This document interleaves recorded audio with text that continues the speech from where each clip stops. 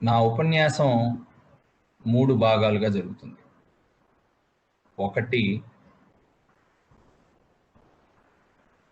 Science, ఈ Covid పాండమిక్లో science ఎలా ఈ పాండమిక్ని ట్యాకిల్ చేయడానికి ఉపయోగపడింది,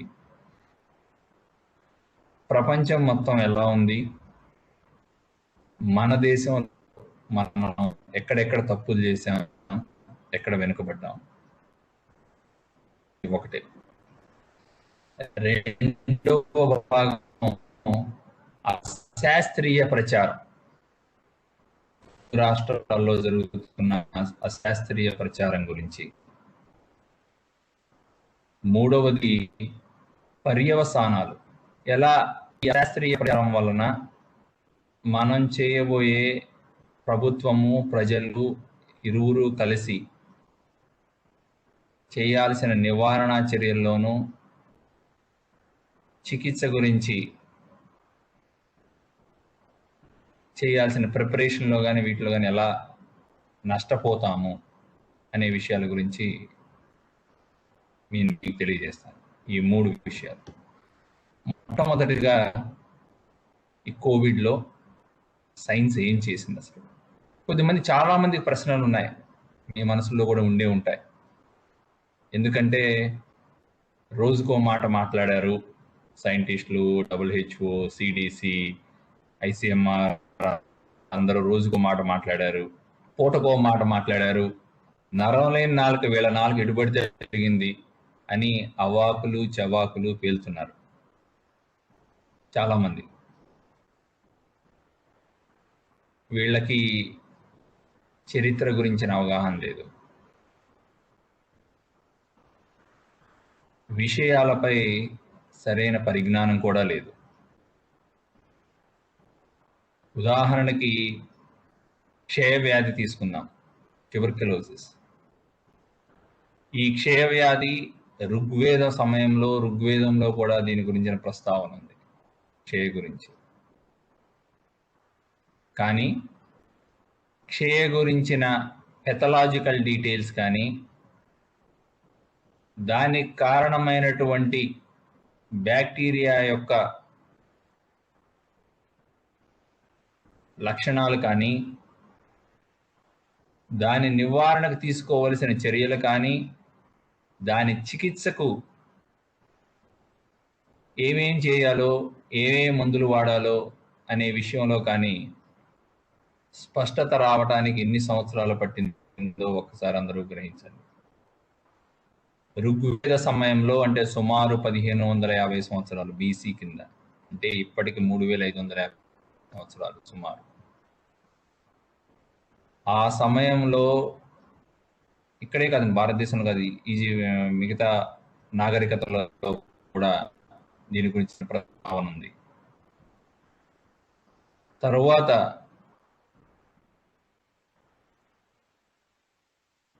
వివిధ విజిలేషన్స్లో ఉన్న వైద్యులు దానిని వివిధ భాగాల్లో వచ్చిన ట్యూబర్క్యులోసిస్ని ఎక్స్ప్లెయిన్ చేయడానికి, దాన్ని డిస్క్రిప్షన్ చేయడానికి ప్రయత్నించారు. మొట్టమొదటిసారిగా డాక్యుమెంటేషన్, అంటే దీని యొక్క పెథలాజికల్ చేంజెస్ యొక్క డాక్యుమెంటేషను 15-16 శతాబ్దాల్లో జరిగింది, కంప్లీట్ డాక్యుమెంటేషన్. తరువాత 1820 వరకు మరలా చెప్పుకోదగ్గ ప్రోగ్రెస్ లేదు. 1882లో రాబర్ట్ కాక్ ట్యూబర్క్యులస్ బ్యాసిల్లైని కనుక్కున్నారు. 1940లో స్ట్రెప్టోమైసిన్ ఇంజెక్షన్ మొట్టమొదటిసారి వాడటం మొదలుపెట్టారు, ట్రయల్స్ చేశారు. 1960లో మనం ఇప్పుడు చూస్తున్నటువంటి 4 డ్రగ్స్ కానీ మిగతా డ్రగ్స్ రెజిమ్స్ అన్ని అప్పుడే స్టార్ట్ అయింది. 1960లో 3 డ్రగ్స్ కానీ 4 డ్రగ్స్ కానీ 60లో రెజిమ్. మీకు ఇదే కాదు, కుష్టు తీసుకోండి, మలేరియా తీసుకోండి, మిగతా వ్యాధులు తీసుకోండి. అప్పుడున్న సైంటిస్టులు అందరూ 18వ శతాబ్దంలోనో 19వ శతాబ్దంలోనో 20వ శతాబ్దం మొదటి దశలోనో ఉన్న వాళ్ళు హేమీలు వాళ్ళు సాధారణ మనుషులు కాదు. నిజానికి ఇప్పుడున్న సైంటిస్ట్తో పోలిస్తే వాళ్ళ బ్రెయిన్స్ కానీ, వాళ్ళ ఆలోచన కానీ, వాళ్ళ హైపోథసిస్ ఫార్మేషన్ కానీ marvellous. They are great people. Politicians కూడా మన స్వతంత్రోద్యమ కాలంలో ఉన్న politicians, they are the best. అయినా ఒక దశలో ఉన్నప్పుడు వ్యవస్థలు యొక్క ఆవశ్యకతని మనం గ్రహించాలి. హేమీలు ఉన్నా అప్పుడు టెక్నాలజీ లేకపోయింది. ఈ రోజున టెక్నాలజీ ఉంది. టీబీ మందు రావటానికి సుమారు అంటే స్ట్రెప్టోమైసిన్ ఇంజెక్షన్ మనం కనుక్కొని ఇవ్వటం మొదలు పెట్టడానికి 1944లో జరిగితే, ఋగ్వేదంలో దాని గురించిన ప్రస్తావన ఉంది. టీబీ ఎప్పుడో నుంచి ఉందని, మేబీ 10,000 సంవత్సరాలు యానిమల్స్లో ఉందని కొంతమంది, లేదా మనుషుల్లో మొదటిసారి ఉందని 10,000 సంవత్సరాల క్రితం ఉందని కొంతమంది. ఇన్ని వేల సంవత్సరాల నుంచి ఉన్న దానికి ఒక మందు కనుక్కోవడానికి మనం 1944 దాకా ఎదురు చూడాల్సి వచ్చింది. 4 డ్రగ్స్ రెజిమ్ రావడానికి మనం ఎదురు చూడాల్సి వచ్చింది. మీరు ఇన్ఫ్లుయెంజా తీసుకోండి, 1918లోది ఎపిడమిక్ తీసుకోండి, అదేనా అంతే. అదే మీకు కరోనా వైరస్ తీసుకోండి, 2019 డిసెంబర్ 31వ తేదీన వుహాన్ హెల్త్ డిపార్ట్మెంట్ వాళ్ళు మొట్టమొదటిసారి అఫీషియల్ గా 27 మందికి అసాధారణమైనటువంటి నెమ్ము వచ్చింది అని చెప్పారు. అన్ని డేట్స్ గుర్తుపెట్టుకుని రోజులు చెప్తాను, ఎన్ని రోజులు లెక్కని చెప్తాను. అంటే డే 0గా పరిగణించుకోండి. డిసెంబర్ 31, 2019. 10 రోజుల్లో అంటే జనవరి 10వ తేదీన, జనవరి 10, 2020న మన జీనోమ్ సీక్వెన్స్ చేసేసాం.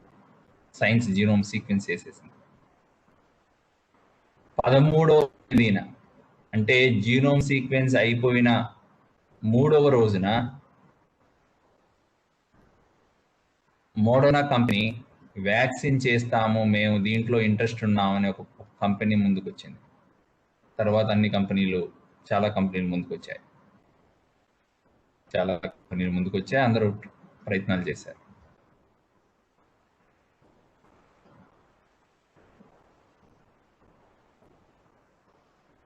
ముప్పై 31వ రోజున మనకు ట్యూబర్క్యులోసిస్ బ్యాసిల్లై కల్చర్ మీడియం తెలియడానికే కొన్ని సంవత్సరాలు పట్టింది దేంట్లో పెంచాలని. లెప్రా బ్యాసిల్లై అంటే కుష్ఠవ్యాధి యొక్క బ్యాక్టీరియా ఎక్కడ పెరిగిద్దో అని ట్రై చేయడానికి కొన్ని సంవత్సరాలు పట్టింది మనకి. అటువంటిది బ్యాక్టీరియా కనుక్కున్న వైరస్ వుహాన్లో వాళ్ళు కేసులు వచ్చాయని అనౌన్స్ చేసిన 31వ రోజుకి మనకి, అంటే 31 రోజుకి ఏ రిసెప్టార్స్ ఇది మనిషిలోని కణజాలం అని డిక్లేర్ చేశారు 31వ రోజుకి. దాని తర్వాత 45వ రోజుకి స్పైక్ ప్రోటీన్ ఏంటి, ఇప్పుడు అందరూ కూడా మాట్లాడుతుంది. ఇప్పుడు అందరూ తెలుగు మీడియాలో, టీవీ ఛానల్ అంతా స్పైక్ ప్రోటీన్స్ ఇవే కదా అంతా మాట్లాడుతారు. అది 45వ రోజుకి అది crystal electron microscopic picture publish చేశారు. తర్వాత నుంచి వితిన్ 3-4 రోజుల్లో ఎంప్రోకి ఇన్వైట్ చేసే వివిధ డ్రగ్ కానీ వివిధ కాంబినేషన్స్ కానీ ట్రై చేయడం స్టార్ట్ అయిపోయింది. 76వ రోజున వుహాన్లో చైనా వాళ్ళు 27 కేసులు వచ్చినాయని చెప్పిన తర్వాత 76వ రోజున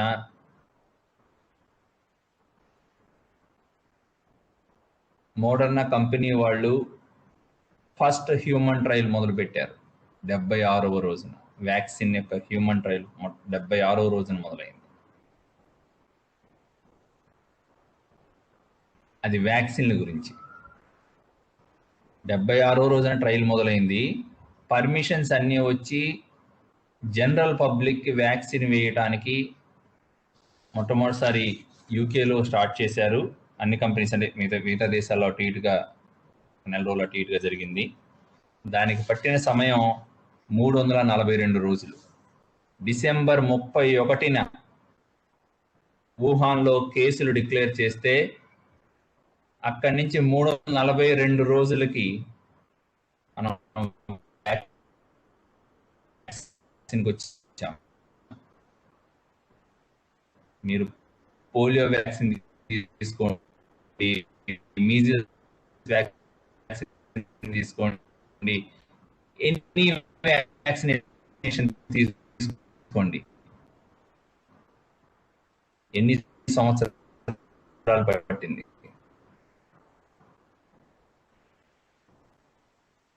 ఇప్పుడు ప్రపంచం మొత్తం కూడా వ్యాధి పోరాటానికి సహకారంతో చేయడం సాధ్యమైంది. ప్రభుత్వం మధ్య ప్రైవేట్ రంగం మధ్య సహకారం ఎంత అవసరమో, సహకారం ఉంటే మనం ఎంత త్వరగా ఇవన్నీ సాధించగలుగుతామో అనటానికి కోవిడ్ పై జరిగిన రీసెర్చ్ తార్కాణం. 342 రోజులుగా మనం వ్యాక్సిన్ వేయటం మొదలు పెట్టాం. యూకేలో మొదలైంది.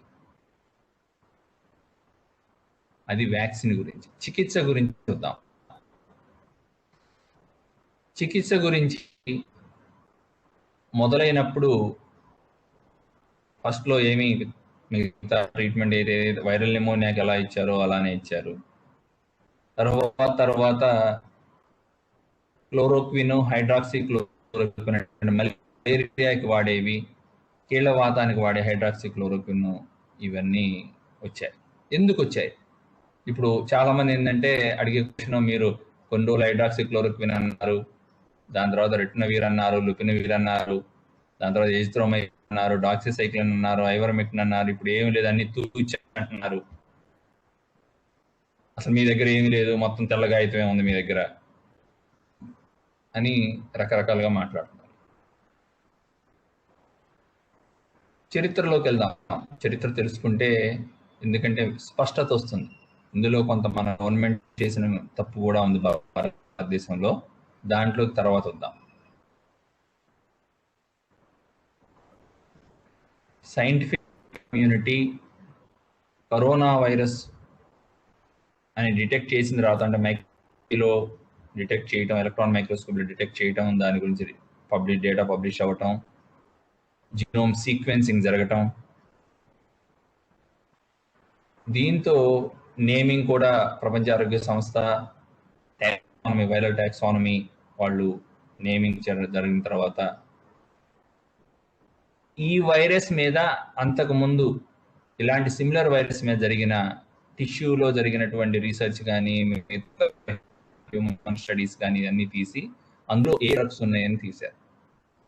2005 నుంచి కరోనా వైరస్ కానీ, సార్స్ వైరస్ కానీ, ఎబోలా వైరస్ కానీ వీటిల్లో క్లోరోక్విన్ ప్రతిసారి ట్రై చేశారు.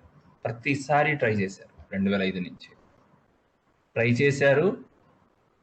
టిష్యూలో కణజాల మీద పరిశోధన జరుగుతున్నప్పుడు దాంట్లో అవి పనిచేశాయి. యాంటీవైరల్ ప్రాపర్టీ ఉంది దాంట్లో టిష్యూలో వరకు. మనుషుల్లోకి వచ్చేటప్పటికి, మనుషులపై జరిగిన పరిశోధనలోకి వచ్చేటప్పటికి అది చెప్పుకోదగ్గ ప్రభావం చూపించలేదు. చెప్పుకోదగ్గ ప్రభావం లేదు దానికి. ఆ సమయంలో డెత్ రేట్ కూడా ఎక్కువ ఉంటాం, అంటే మరణాలు కూడా ఎక్కువ సంభవించడం వలన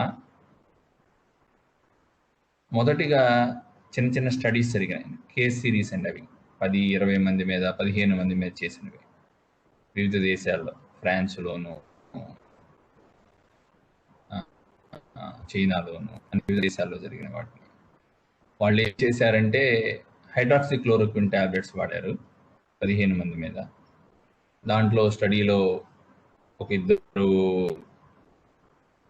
ఇద్దరికి చాలా ఎక్కువ మంది చాలా ఫాస్ట్గా రికవర్ అయ్యారు, 6వ రోజు కల్లా రికవర్ అయ్యారు అనేది ఇనీషియల్గా పబ్లిష్ అయింది.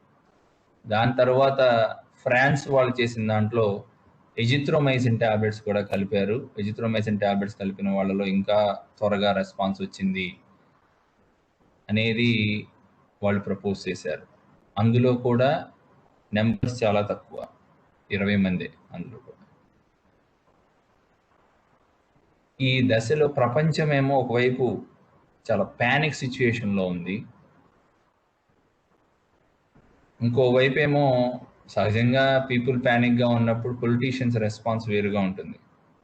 అందరూ మహాత్మా గాంధీ లాగా ప్రజలకి ధైర్యం చెప్పి వాళ్ళని శాంతపరిచేటటువంటి నాయకత్వ లక్షణం లేదా ప్రజలకి ఆ నాయకుడి మీద అంత నమ్మకం ఉండటం అనేది అరుదు. సో సాధారణ పొలిటీషియన్స్ ఎలా రెస్పాండ్ అవుతారో ఇప్పుడున్న నాయకులందరూ అలానే రెస్పాండ్ అయ్యారు. అది అమెరికా అయినా, ఫ్రాన్స్ అయినా, బ్రిటిష్ ప్రైమ్ మినిస్టర్ అయినా, కెనడియన్ ప్రైమ్ మినిస్టర్ అయినా, ఇంకే ఏ దేశమైనా, భారతదేశమైనా అందరూ ఒకే రకంగా రెస్పాండ్ అయ్యారు. వాళ్ళు వాళ్ళ నాయకత్వ లక్షణాలు చూపించారు, ప్రజలకు ధైర్యం చెప్పారు, మొదటి దశలో చెప్పారు. కొంత సైంటిఫిక్ కమ్యూనిటీ మీద ఒత్తిడి క్రియేట్ అయింది. ఖచ్చితంగా ఉంటుంది, ఖచ్చితంగా ఒత్తిడి చేస్తారు, చేయటం కూడా వైపు నుంచి సబబే. మన వైపు అంటే సైంటిఫిక్ కమ్యూనిటీ వైపు నుంచి సబబు కాదేమో కానీ, బట్ ప్రభుత్వాల వైపు నుంచి వాళ్ళు ప్రజలకి బాధ్యులు కాబట్టి వాళ్ళు ఒత్తిడి ఉంటుంది. ఆ దశలోనే ఈ చిన్న చిన్న స్టడీస్ని తీసుకొని దీని మీద ఒత్తిడి క్రియేట్ అయిపోయి చాలా హైప్ క్రియేట్ అయ్యి హైడ్రాక్సిక్లోరోక్విన్ ఇప్పుడు ఎలాగైతే ఏప్రిల్ మేలో రెమ్డెసివిర్ అనేది ఎట్లా దొరకలేదో, మార్చి ఏప్రిల్ 2020 మార్చి ఏప్రిల్ మీరు ఒక్కసారి గుర్తు తెచ్చుకోండి, హైడ్రాక్సిక్లోరోక్విన్ మాత్రం దొరకలేదు ఆంధ్రప్రదేశ్. అది మీ అందరికీ తెలుసు. ఈ హైప్ ఇక్కడే కాదు, ప్రపంచంలో జరిగింది. యుఎస్ ఎఫ్డిఏ వాళ్ళు క్లోరోక్విన్, హైడ్రాక్సిక్లోరోక్విన్ వాడొచ్చని మార్చి 2020 ఎమర్జెన్సీ అప్రూవల్ ఇచ్చారు. దానికి స్టడీ ఇవే చిన్న స్టడీస్. చాలా మంది చాలా ప్రశ్నలు వేశారు దానికి, ఎలా ఇస్తారు పర్మిషన్, ఇందులో ఇది ఓపెన్ లేబుల్ స్టడీ అని అందరే డాక్టర్కి తెలుసు, పేషెంట్కి తెలుసు మనం ఏం మాత్రలు ఇస్తున్నాము, ఆబ్జెక్టివిటీ ఎక్కడుంది, చాలా ప్రశ్నలు వేశారు. చైనాలో మరలా ఇంకో స్టడీ చేశారు. ఆ స్టడీలో అయితే రెండు ఆర్మ్స్ మధ్య అసలు వ్యత్యాసమే లేదు. హైడ్రాక్సిక్లోరోక్విన్ వేసుకున్న వాళ్ళు రికవరీ 15 మందికి 13 మంది రికవర్ అయితే, వేసుకొని వాళ్ళలో 12 మంది రికవర్ అయ్యారు 15 మందికి. ఆ క్వశ్చన్ అయినప్పుడు అలా చిన్న స్టడీస్ అయినా లోలకం అటు ఇటు అయినట్టుగా సమాజంలో ప్రజల్లో ఉన్న ప్యానిక్ సిచ్యువేషన్కి దాన్ని స్పెసిఫై చేయడానిక రకరకాల కారణాల వల్ల కొంత ల్యాబ్లో దాని యాక్టివిటీ ఉండటం వల్ల హైడ్రాక్సిక్లోరోక్విన్ ఇచ్చారు. కానీ యుఎస్ఏ జూన్ 15వ తేదీన జూన్ 15, 2020 దాని అప్రూవల్ని తీసేసింది. ఇది ఒకటి. ఇక్కడ నేను 2 విషయాలు ఇప్పుడు మీకు అత్యంత ముఖ్యమైన విషయాలు చెప్పాలనుకుంటున్నాను. చికిత్స గురించి వుహాన్లో 27 కేసులు, అసాధారణమైన నెమ్ము కేసులు వచ్చాయని ప్రకటించిన 78వ రోజున 78వ రోజు అంటే 3 నెలలు కూడా అవ్వలేదు, 78వ రోజున ప్రపంచ ఆరోగ్య సంస్థ ప్రపంచంలోని వివిధ దేశాలలో పెద్ద స్టడీని, సాలిడారిటీ స్టడీని పెట్టింది. చాలా పెద్ద స్టడీ మొదలుపెట్టింది, చాలా దేశాల్లో జరిగింది. సుమారు 50% యూరోపియన్ దేశాల్లోనూ, మిగతా 50% అభివృద్ధి చెందుతున్న దేశాలు, భారతదేశం ఇంకా చాలా దేశాలు అభివృద్ధి చెందుతున్న దేశాల్లో జరిగింది. కలిపి మల్టీ సెంటర్డ్ స్టడీ జరిగింది. వీళ్ళు మొదలుపెట్టిన తర్వాత ఇంకొక 5 రోజులకి యూకే వాళ్ళు రికవరీ ట్రైల్ అని ఒకటి పెట్టారు. యూకే వాళ్ళు రికవరీ ట్రైల్, అది కూడా గవర్నమెంట్ స్పాన్సర్డ్. ఒకటి వరల్డ్ హెల్త్ ఆర్గనైజేషన్, రెండోది గవర్నమెంట్ స్పాన్సర్డ్. ఇవి రెండు మనం ఇప్పటి వరకు అంటే చాలా మంది అనుకుంటుండే హైడ్రాక్సిక్లోరోక్విన్, ఎజిత్రోమైసిన్ వీటిని ఈ స్టడీస్లో జరుగుతున్నప్పుడే వాటిని ఆపేశారు. మధ్యలో వచ్చిన వాటప్పుడే రిజల్ట్ ఇంకా ఇంటరిమ్ రిపోర్ట్లు కూడా ఏమి రాకముందే హైడ్రాక్సిక్లోరోక్విన్, ఎజిత్రోమైసిన్ అవి ఇస్తున్న ఆర్మ్స్లో, అంటే వాళ్ళు ఇస్తున్న పేషెంట్స్లో మరణాలు అవి గమనించిన తర్వాత, దుష్ఫలితాలు గమనించిన తర్వాత వాళ్ళు ముందుగానే ఆపేశారు. అంటే అందుకే నేను మీకు చెప్తున్నాను, జూన్ 15న, మార్చిలో పర్మిషన్ ఇచ్చారు, జూన్ 15న అమెరికన్ FDA దాని అప్రూవల్ క్యాన్సిల్ చేసింది. హైడ్రాక్సిక్లోరోక్విన్ వాడటానికి వీల్లేదు కోవిడ్ పేషెంట్లో అని. ప్రపంచ ఆరోగ్య సంస్థ వాళ్ళు ఎజిత్రోమైసిన్ దాని గురించి కూడా అన్ని అవే ఉన్నాయి. ఆ మధ్యలోనే చెప్పేశారు ఆ సజెషన్స్ అన్ని, స్టడీ కంప్లీట్ అవ్వకముందే. ఈ కాంప్లికేషన్స్ ఉన్నాయి, దీనికి పాత్ర లేదు అని. సైంటిఫిక్ కమ్యూనిటీ అప్రాప్రియేట్గా ప్రజల యొక్క అవసరాలకు అనుగుణంగా అప్పటి వరకు ఉన్న నాలెడ్జ్ ప్రకారం ఎజిత్రోమైసిన్, హైడ్రాక్సిక్లోరోక్విన్ వాటిని ఇచ్చి హార్డ్లీ 3 నెలల లోపే వాటిని వెనక్కి తీసుకున్నారు. వాటి పాత్ర లేదని అఫీషియల్గానే డిక్లేర్ చేసి వెనక్కి తీసుకున్నారు. తర్వాత ప్లాస్మా థెరపీ కూడా అలానే జరిగింది యుఎస్లో. ప్లాస్మా థెరపీ కూడా హార్డ్లీ 3 నెలల లోపే, పర్మిషన్ ఇచ్చిన 3 నెలల లోపే మళ్ళీ రివోక్ చేశారు.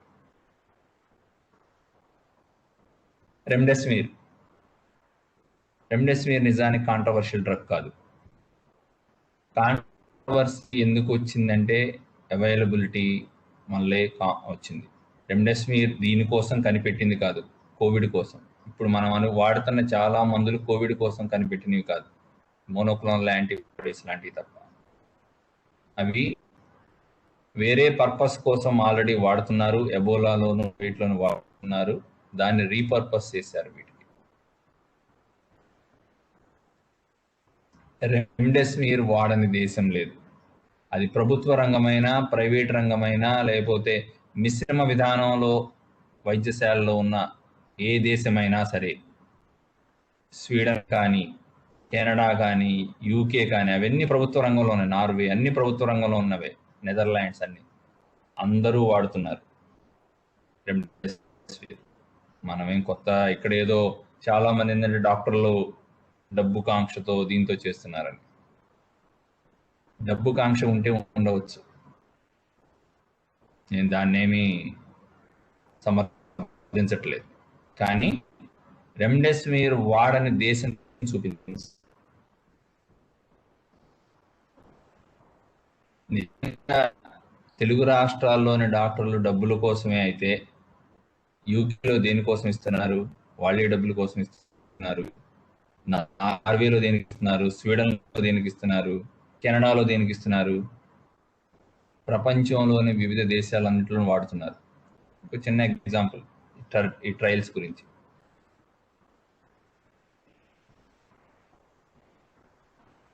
రెమ్డెసివిర్ మనకి ఆంధ్రప్రదేశ్లో దేశం మొత్తం మీద అమ్మిన విలువ అంటే 6 వైల్స్ 33,000 రూపాయలు ఉంది ఫస్ట్ వేవ్లో. ఇప్పుడు అది బాగా తగ్గిపోయింది, 1,800 నుంచి 2,300 రూపాయలు.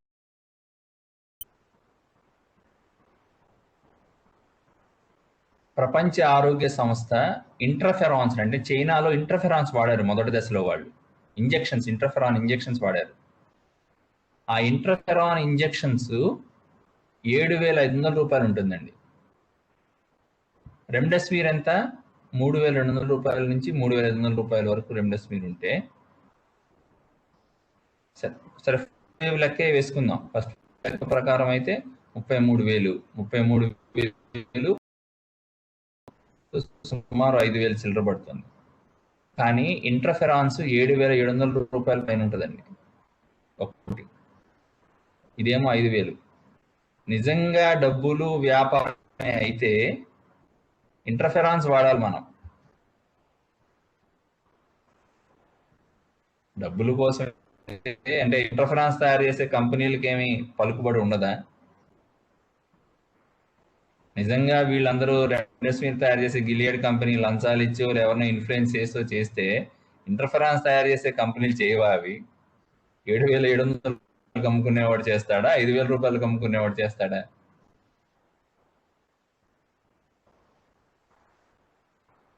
ఇంకిత జ్ఞానం కోల్పోయి మాట్లాడుతున్నారు చాలా విషయాలు. ప్రజలని మభ్యపెట్టడానికి రకరకాల జిమ్మిక్కులు, వాళ్ళు బేసికల్ గా వ్యాక్సిన్ వ్యతిరేకులు. వ్యాక్సిన్ వ్యతిరేకులు, వాళ్ళు అర్ధ సత్యాలు చెప్పి చేసేవాళ్ళు. ఇలా ప్రజలకి ఉన్న వాస్తవం, అసలు ట్రైల్లో ఏమేమి వాడారు? ట్రైల్లో ఇంటర్ఫెరాన్ వాడారు. ఇంటర్ఫెరాన్ రెమ్డెసివిర్ ఎక్కువ. అసలు అది ఏ మాత్రం ప్రయోజనం లేదు అందులో. ఆమ్లు అసలు ఎటువంటి ప్రయోజనము రాలేదు. కొన్ని కేసుల్లో నెబులైజేషన్ మాత్రమే పనిచేసింది అది ఇంటర్ఫెరాన్. అది ప్రపంచ ఆరోగ్య సంస్థ ట్రైల్లోనే ఉంది అది. అయినా దాని గురించి చెప్పరు.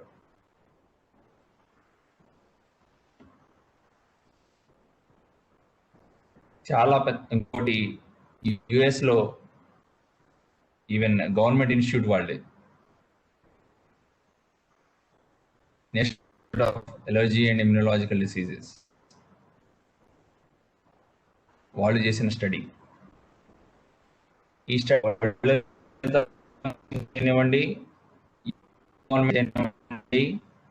అమెరికన్ గవర్నమెంట్ యొక్క ఇన్స్టిట్యూషన్ అయినటువంటి national institute of allergy and immunological disease చేయనివ్వండి, వీటిల్లో వచ్చిన రిపోర్ట్స్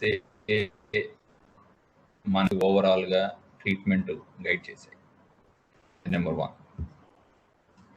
నెంబర్ 2, మీకు అసలు సైన్స్ ఏం చేసింది? కొద్దిమంది ఏమంటున్నారంటే ఏమీ చేయలేదు, భూమి మీద నూకలుంటే వాడు బతికారు, లేకపోతే చనిపోయారు, ఈ ఆసుపత్రులు చేసింది ఏం లేదు, ఈ వెస్టర్న్ మెడిసిన్ చేసింది ఏం లేదు అనేది చాలా పెద్ద వాదన. అంటే ముఖ్యంగా ఈ వాదన ఇంత కఠినంగా, ఇంత అవాస్తవాలతో ప్రజలను రెచ్చగొట్టే విధంగా జరుగుతున్న వాదన వేరే చోట బాబా రామ్దేవ్ నాకు కూడా 1-2 రోజులు మాట్లాడిన తర్వాత ఆయనే వెళ్ళాడు, ఆయన వ్యాక్సిన్ వేయించుకున్నాడు. కనీసం ఆయనకి ఒక కన్సర్న్ ఉంది ప్రజలంటే. మనం నలుగురితో పాటు, మనిషి అనేవాడు సంఘజీవి, నలుగురు బాగుంటేనే మనం బాగుంటామని. దురదృష్టవశాత్తు ఆంధ్రప్రదేశ్లో అటువంటి కన్సర్న్ ఉన్న వాళ్ళు చాలా తక్కువ. తెలుగు రాష్ట్రాల్లో, ఆంధ్రప్రదేశే కాదు, తెలంగాణ అయినా ఆంధ్రప్రదేశ్ అయినా. దీంట్లో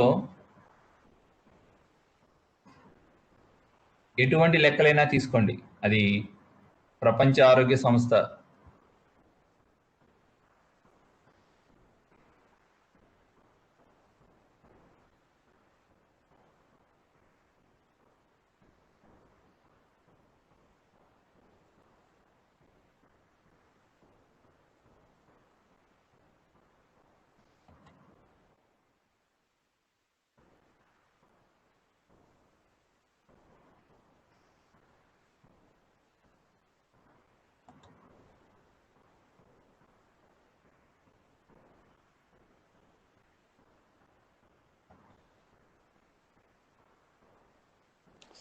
మీ వాయిస్ రావట్లేదు సార్, అది సిగ్నల్ స్ట్రెంత్ మీకు సరిపోతలేనట్టుంది. మీరు వీడియో ఆఫ్ చేసుకుని మాట్లాడచ్చు.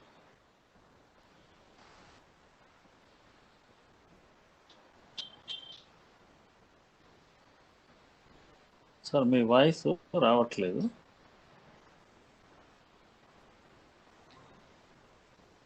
హలో. ప్రపంచ ఆరోగ్య సంస్థ కానీ జాన్ హాప్కిన్స్ వాళ్ళు సేకరించిన డేటాబేస్లో కానీ క్యుములేటివ్ డెత్స్ మొత్తం కోవిడ్ వల్ల జరిగిన ఎంతమంది కోవిడ్ వచ్చింది ప్రపంచం మొత్తం మీద, ఎన్ని మరణాలు సంభవించాయనేది మీరు నెలవారీ తీసుకుంటే సైన్స్ డిసీజ్ని ఎలా అర్థం చేసుకుంటూ మరణాల శాతాన్ని ఎలా తగ్గించింది, ఆసుపత్రులు ఏ విధంగా పనిచేశాయి, వివిధ పబ్లిక్ హెల్త్ మెజర్స్ ఎలా పనిచేశాయి అని తెలుసుకోవడానికి మీకు ఉపయోగపడుతుంది. ఈ స్టాటిస్టిక్స్ మీరు ఎక్కడైనా చెక్ చేసుకోవచ్చు. నేను 2020 డిసెంబర్ 31 వరకు ఉన్న స్టాటిస్టిక్స్ ఆధారంగా మీకు ఇప్పుడు నెంబర్లు చెప్తున్నాను. ఇంకొక 2 రోజుల్లో అవి కూడా క్యాలిక్యులేట్ చేస్తానంటే మే 31 వరకు ఉన్నది కూడా ఇవి నేను క్యాలిక్యులేట్ చేసినవేనండి. ఇవి మీకు వరల్డ్ నేషన్ డేటాబేస్ కూడా ఉంటే నేను పర్సంటేజ్లోకి మార్చడం కోసమే నేను క్యాలిక్యులేషన్ చేశాను తప్ప నేను ఇందులో నెంబర్స్ నా సొంతంగా వేసింది కాదు. జస్ట్ పర్సంటేజెస్ చెప్పడం కోసమే నేను ఆ క్యాలిక్యులేషన్ వేశాను. మీకు సింపుల్గా 4-5 డిఫరెంట్ డేట్స్ తీసుకొని ఏప్రిల్ 4వ తేదీ 2020 అప్పటి వరకు ప్రపంచం మొత్తం మీద కోవిడ్ వచ్చిన వాళ్ళ సంఖ్య 10 లక్షలుంటే మరణాలు 1 లక్ష, అంటే 10% మరణాలు. 10% మరణాలు ఏప్రిల్ 2020. జూన్ 28 వచ్చేటప్పటికి జూన్ 28, 2020 కరోనా సోకిన వాళ్ళ మొత్తం మొదటి నుంచి మొత్తం 1 కోటి మంది, 1 కోటి. మరణాలు 5 లక్షలు, మరణాల శాతం 5%. సెప్టెంబర్ 28, 2020కి వచ్చేటప్పటికి ప్రపంచం మొత్తం మీద కరోనా సోకిన వాళ్ళ సంఖ్య 3.3 కోట్లు, మరణాలు మొత్తం మరణాలు 10 లక్షలు, అంటే మరణాల శాతం 3.03%. నవంబర్ 8వ తేదీకి వచ్చేటప్పటికి ప్రపంచం మొత్తం మీద అప్పటి వరకు కరోనా సోకిన వారి సంఖ్య 5 కోట్ల పైన ఉంటే మరణాలు మాత్రం 12.5 లక్షలు, మరణాల శాతం 2.5%. సైన్స్ కంట్రిబ్యూషన్ ఏమీ లేదు, ఈ భూమి మీద నౌకలో ఉన్న వాళ్ళు బతికారు, నౌకలు లేని వాళ్ళే చనిపోయారు, చికిత్స పాత్ర ఏమీ లేదు అని చెప్పటం పచ్చి బోటకం.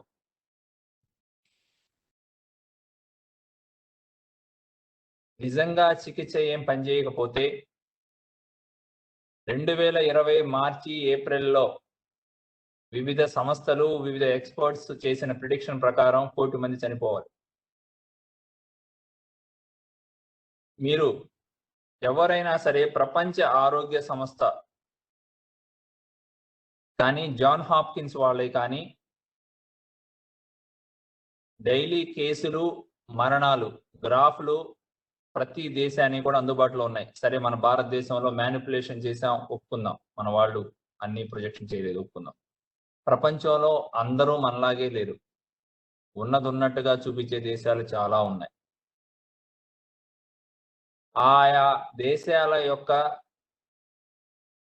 డైలీ కేసులు ఎన్నున్నాయి, మరణాలు ఎన్నున్నాయి, 2020 మార్చిలో ఎన్ని, ఏప్రిల్లో ఎన్ని, మేలో ఎన్ని, తరువాత ఎలా మారాయి, ఎందుకు తగ్గాయి? అప్పుడు ఇంకా రెమ్డెసివిర్ వాడకంలోకి రాలేదే. డిసీజ్ గురించి అవగాహన పెరిగింది. ముఖ్యంగా ఇప్పటికి కూడా నాకు బాగా గుర్తండి, ఎయిమ్స్ వాళ్ళు ఒక వెబినార్ కండక్ట్ చేశారు, అది మీకు చెప్పాలి. ఎయిమ్స్ వాళ్ళకు వెబినార్ కండక్ట్ చేస్తే నేను నాతో పాటు ఉన్న నా పీజీ విద్యార్థులు మేము కలిసి విన్నామది. ఒక డాక్టరు, అమెరికాలో ఉన్న ఒక క్రిటికల్ కేర్ డాక్టరు,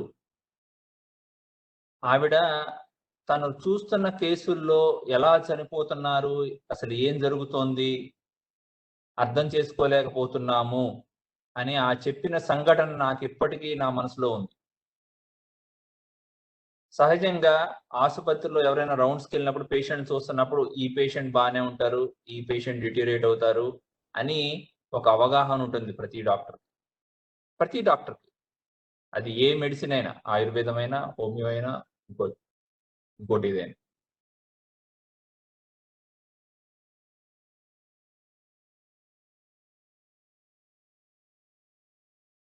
కానీ అందులో ఒక 5% మాత్రమే మనం అనుకోని విధంగా సడెన్‌గా మరణాలు రావటము, లేకపోతే ఇంకేదన్నా మనం అనుకోని సంఘటనలు జరగటం అనేది 5% లోపే ఉంటది. ఎక్కువుండదు. 5% కన్నా ఎక్కువుందంటే 2 ఒకటి మన ట్రైనింగ్ సరిగా లేదని, లేదా వ్యాధి కొత్తదని.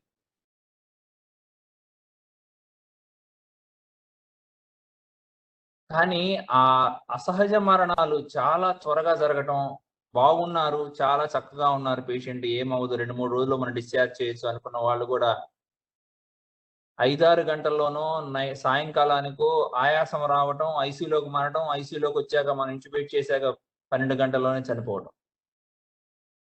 ఇవి చాలా ఎక్కువ జరిగినాయి. తరువాత ఇదంతా కూడా రక్తంలో చిన్న చిన్న గడ్డలు ఏర్పడుతున్నాయి. ఆ చిన్న చిన్న గడ్డల వల్ల రక్తనాళాలు బ్లాక్ అయ్యి, ఆయాసం వచ్చి, గాలాడక వాళ్ళకి ఆక్సిజన్ లెవెల్స్ పడిపోతున్నాయని ఎప్పుడైతే అర్థం చేసుకున్నారో, ఆ అర్థం చేసుకున్నాక యాంటీ కోయాగులేషన్ పెట్టడం మొదలుపెట్టారు. దాని తర్వాత మరణాలు తగ్గాయి. మొదటి నుంచి ఇప్పటి వరకు ఎప్పుడు ప్రపంచ ఆరోగ్య సంస్థ అసలు చాలా స్టెరాయిడ్స్‌ని సరిగ్గా ఎంకరేజ్ చేయదండి. ప్రపంచ ఆరోగ్య సంస్థే కాదు, అన్ని టెక్స్ట్ బుక్స్ కూడా. రికవరీ ట్రయల్ వచ్చిందాకా స్టెరాయిడ్స్ వాడొద్దు అనే ప్రపంచం మొత్తం కూడా చెప్పింది. అందరూ అలానే చేశారు. ఎవరన్నా కొద్దిమంది ఇండివిడ్యువల్ డాక్టర్స్ వాళ్ళ వ్యక్తిగత అభిప్రాయాలతో స్టెరాయిడ్స్ వాడి ప్రయత్నించిన మాట వాస్తవం. గైడ్‌లైన్స్ లేకపోయినా కూడా ప్రయత్నించిన మాట వాస్తవం చాలా మంది. చాలా మంది కాదు సారీ. కొద్దిమంది మాత్రం ప్రయత్నించారు. రికవరీ ట్రయల్‌లో స్టెరాయిడ్స్ వాడిన తర్వాత మరణాల సంఖ్య తగ్గింది వాళ్ళలో అని తెలిసిన తర్వాత మరలా అక్కడి నుంచి ఆక్సిజన్ అవసరమైన వాళ్ళలో జరిగేటువంటి మరణాల సంఖ్య తగ్గుతా వచ్చింది. ఒకవైపు మాస్కులు మాత్రమే ప్రమోట్ చేసాం. లాక్‌డౌను, మాస్కులు. Lockdown, mask, hand wash. ఆసుపత్రిలో అడ్మిట్ అయిన వాళ్ళకి చేంజ్ చేసింది. వాళ్ళ మరణాల సంఖ్యను తగ్గించింది. మొదటి దశలో ఇంకా రెమ్డెసివిర్‌కి సరిగ్గా పర్మిషన్ రాని దశలో కూడా మరణాలు తగ్గటానికి కారణం యాంటీ కోయాగులేషన్. రక్తం పలచబడేటటువంటి ఇంజెక్షన్‌లు, ఆక్సిజను, వెంటిలేషన్ సెట్టింగ్సు, తరువాత రికవరీ ట్రయల్ వచ్చిన తర్వాత స్టెరాయిడ్స్. ఇవి మరణాల సంఖ్యను తగ్గించినాయి. అందాజుగా లెక్కేసిన, సూచాయిగా లెక్కేసినా కూడా ప్రపంచంలో మరణాల సంఖ్య గడచిన ఏప్రిల్‌లో ఉన్న పర్సెంటేజ్‌తో పోలిస్తే ఇప్పటి వరకు 2020 డిసెంబర్ 31 వరకు మనం తగ్గించిన మరణాల సంఖ్య పర్సెంటేజ్ వైస్‌గా అంటే మనం క్యుములేటివ్ డెత్స్ అంటాం. మనం ఓవరాల్ డెత్స్ కింద తీసుకొని లెక్కేస్తే 62 లక్షల మంది పైగా మనం మరణాల నుంచి మనం మరణించకుండా కాపాడగలిగాం. 62 లక్షల మంది పైగా. ఇవి పనిచేసినట్టు కాదా? వైద్య శాస్త్రం, ఆసుపత్రులు పనిచేసినట్టు కాదా ఇంతమందిని కాపాడటం?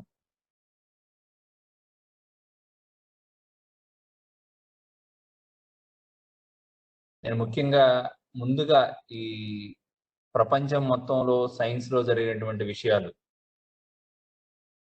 మనం ఎప్పుడు అసాధారణ కేసులు వచ్చాయి, ఎప్పుడు సీక్వెన్సింగ్ చేశాము, ఎప్పుడు వ్యాక్సిన్ ట్రయల్ స్టార్ట్ చేశారు, ఎప్పుడు మందులు వివిధ రకాల మందులు ప్రయత్నాలు జరిగాయి, నేను ఇవన్నీ చెప్పాను. భారతదేశంలో జరిగిన కొన్ని లోపాలను మీకు ఇప్పుడు చెప్పాలి. ట్రయల్ మధ్యలోనే ఉన్నప్పుడే అమెరికన్ FDA కానీ మిగిలిన యూరోపియన్ దేశాలు కానీ హైడ్రాక్సీక్లోరోక్విన్ దాన్ని తీసేసిన తర్వాత కూడా మన దేశంలోని గైడ్ లైన్స్ లో అది ఉంది, హైడ్రాక్సీక్లోరోక్విన్ ఉంది. రెమ్డెసివిర్ అవన్నీ, రెమ్డెసివిర్, స్టిరాయిడ్, యాంటీకోయాగులెంట్ ఇంజెక్షన్స్, లో మాలిక్యులర్ వెయిట్ హెపారిన్ ఇంజెక్షన్స్, అవన్నీ ఎయిమ్స్ వాళ్ళు కానీ సిఎంసి వెల్లూరు కానీ ICMR వాళ్ళు కానీ పెట్టిన మైల్డ్ కేసెస్లో ఇంకా ఎజిథ్రోమైసిన్లు, హైడ్రాక్సీక్లోరోక్విన్ ఉంచారు. తీసేసి తర్వాత మరలా మొన్న పెట్టిన గైడ్ లైన్స్లో మరలా పెట్టడం, చాలామంది దాన్ని ఖండించడం, తదుపరి మళ్ళీ దాన్ని రివైజ్ చేసి తీసేయడం జరిగింది. వీటన్నిటికీ కారణం సైన్స్ కాదు, ఈ తప్పు సైన్స్ది కాదు, తప్పు ప్రభుత్వాలది. ప్రభుత్వాలు వాళ్ళు ఫైనాన్షియల్ బర్డెన్ ఏదైతే ఆర్థికంగా ప్రభుత్వంపై ఎక్కువ ఒత్తిడి పడుతుంది అని ఆలోచించి గైడ్ లైన్స్ను వాళ్ళు మార్చారు, కానీ వాళ్ళకు అనుగుణంగా వివిధ సంస్థలు పనిచేశాయి. వాళ్ళ అవసరాలకు అనుగుణంగా, రాజకీయ అవసరాలకు అనుగుణంగా వివిధ సంస్థలు పనిచేశాయి, కానీ ఆ తప్పు సైన్స్ది కాదు. సైన్స్దే ఆ తప్పు అయితే ప్రపంచం మొత్తం కూడా అలానే ఉండాలి. అలా లేదు, ప్రపంచం మొత్తం అలా లేదు. ఒక్క మన దగ్గరే, ముఖ్యంగా నిజానికి మంది అభివృద్ధి చెందిన దేశం కన్నా అభివృద్ధి చెందిన దేశానికి, అభివృద్ధి చెందుతున్న దేశానికి మధ్యలో ఉన్నది మనం. మనకున్నంత మంది చాలా పెద్ద ఫార్మా ఇండస్ట్రీ ఉంది, చాలా పెద్ద టెక్స్టైల్ ఇండస్ట్రీ ఉంది, మనకి రిసోర్సెస్ ఎక్కువ, ఇన్ఫ్రాస్ట్రక్చర్ ఎక్కువ.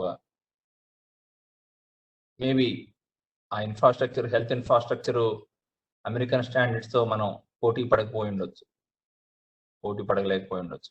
అన్నిసార్లు అంత ఇన్ఫ్రాస్ట్రక్చరుతోనే అన్నీ సాధ్యమవుతాయని నమ్మకండి, అంత అక్కర్లేదు. నిజానికి ఏవేవైతే కావాలో వాటికి మనం పగడ్బందీగా పెట్టుబడి పెడితే ప్రజల ఆరోగ్యంలో చాలా మార్పులు వస్తాయి.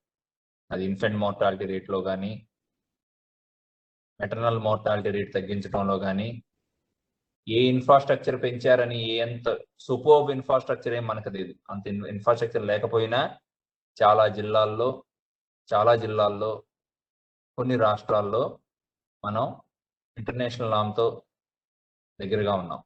అమెరికాలో 4 ఇన్ఫెంట్ మోర్టాలిటీ జరిగితే, అంటే 4 ప్రతి 1000 మంది పిల్లలు పుడితే అందులో 4 చనిపోతే, కేరళ లాంటి రాష్ట్రాల్లో చాలా దగ్గరగా ఉంది వాళ్ళకి ఇంటర్నేషనల్ నామ్స్. మనకు కూడా జిల్లాల వారీగా నిజమైన సంఖ్యలు తీసుకుంటే చాలా పాకెట్స్ లో మాత్రమే, ట్రైబల్ ఏరియాలో వాటిల్లో మాత్రమే జరుగుతుంది. మన దగ్గర రీజనబుల్ ఇన్ఫ్రాస్ట్రక్చర్ ఉంది, మనం తీసుకట్టేం కాదు, రీజనబుల్ ఇన్ఫ్రాస్ట్రక్చర్ ఉంది. ఈ రీజనబుల్ ఇన్ఫ్రాస్ట్రక్చర్ తో కూడా మనం చాలా వరకు మరణాలను వీటిని తగ్గించవచ్చు.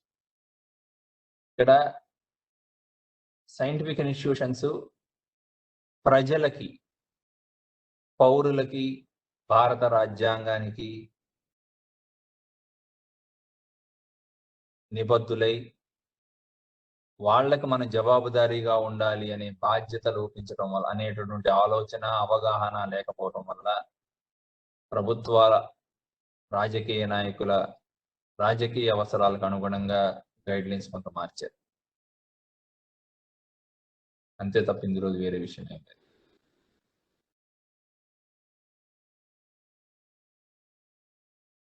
మొదటి వేవ్లో చాలా చక్కగా పనిచేశారు మీరు.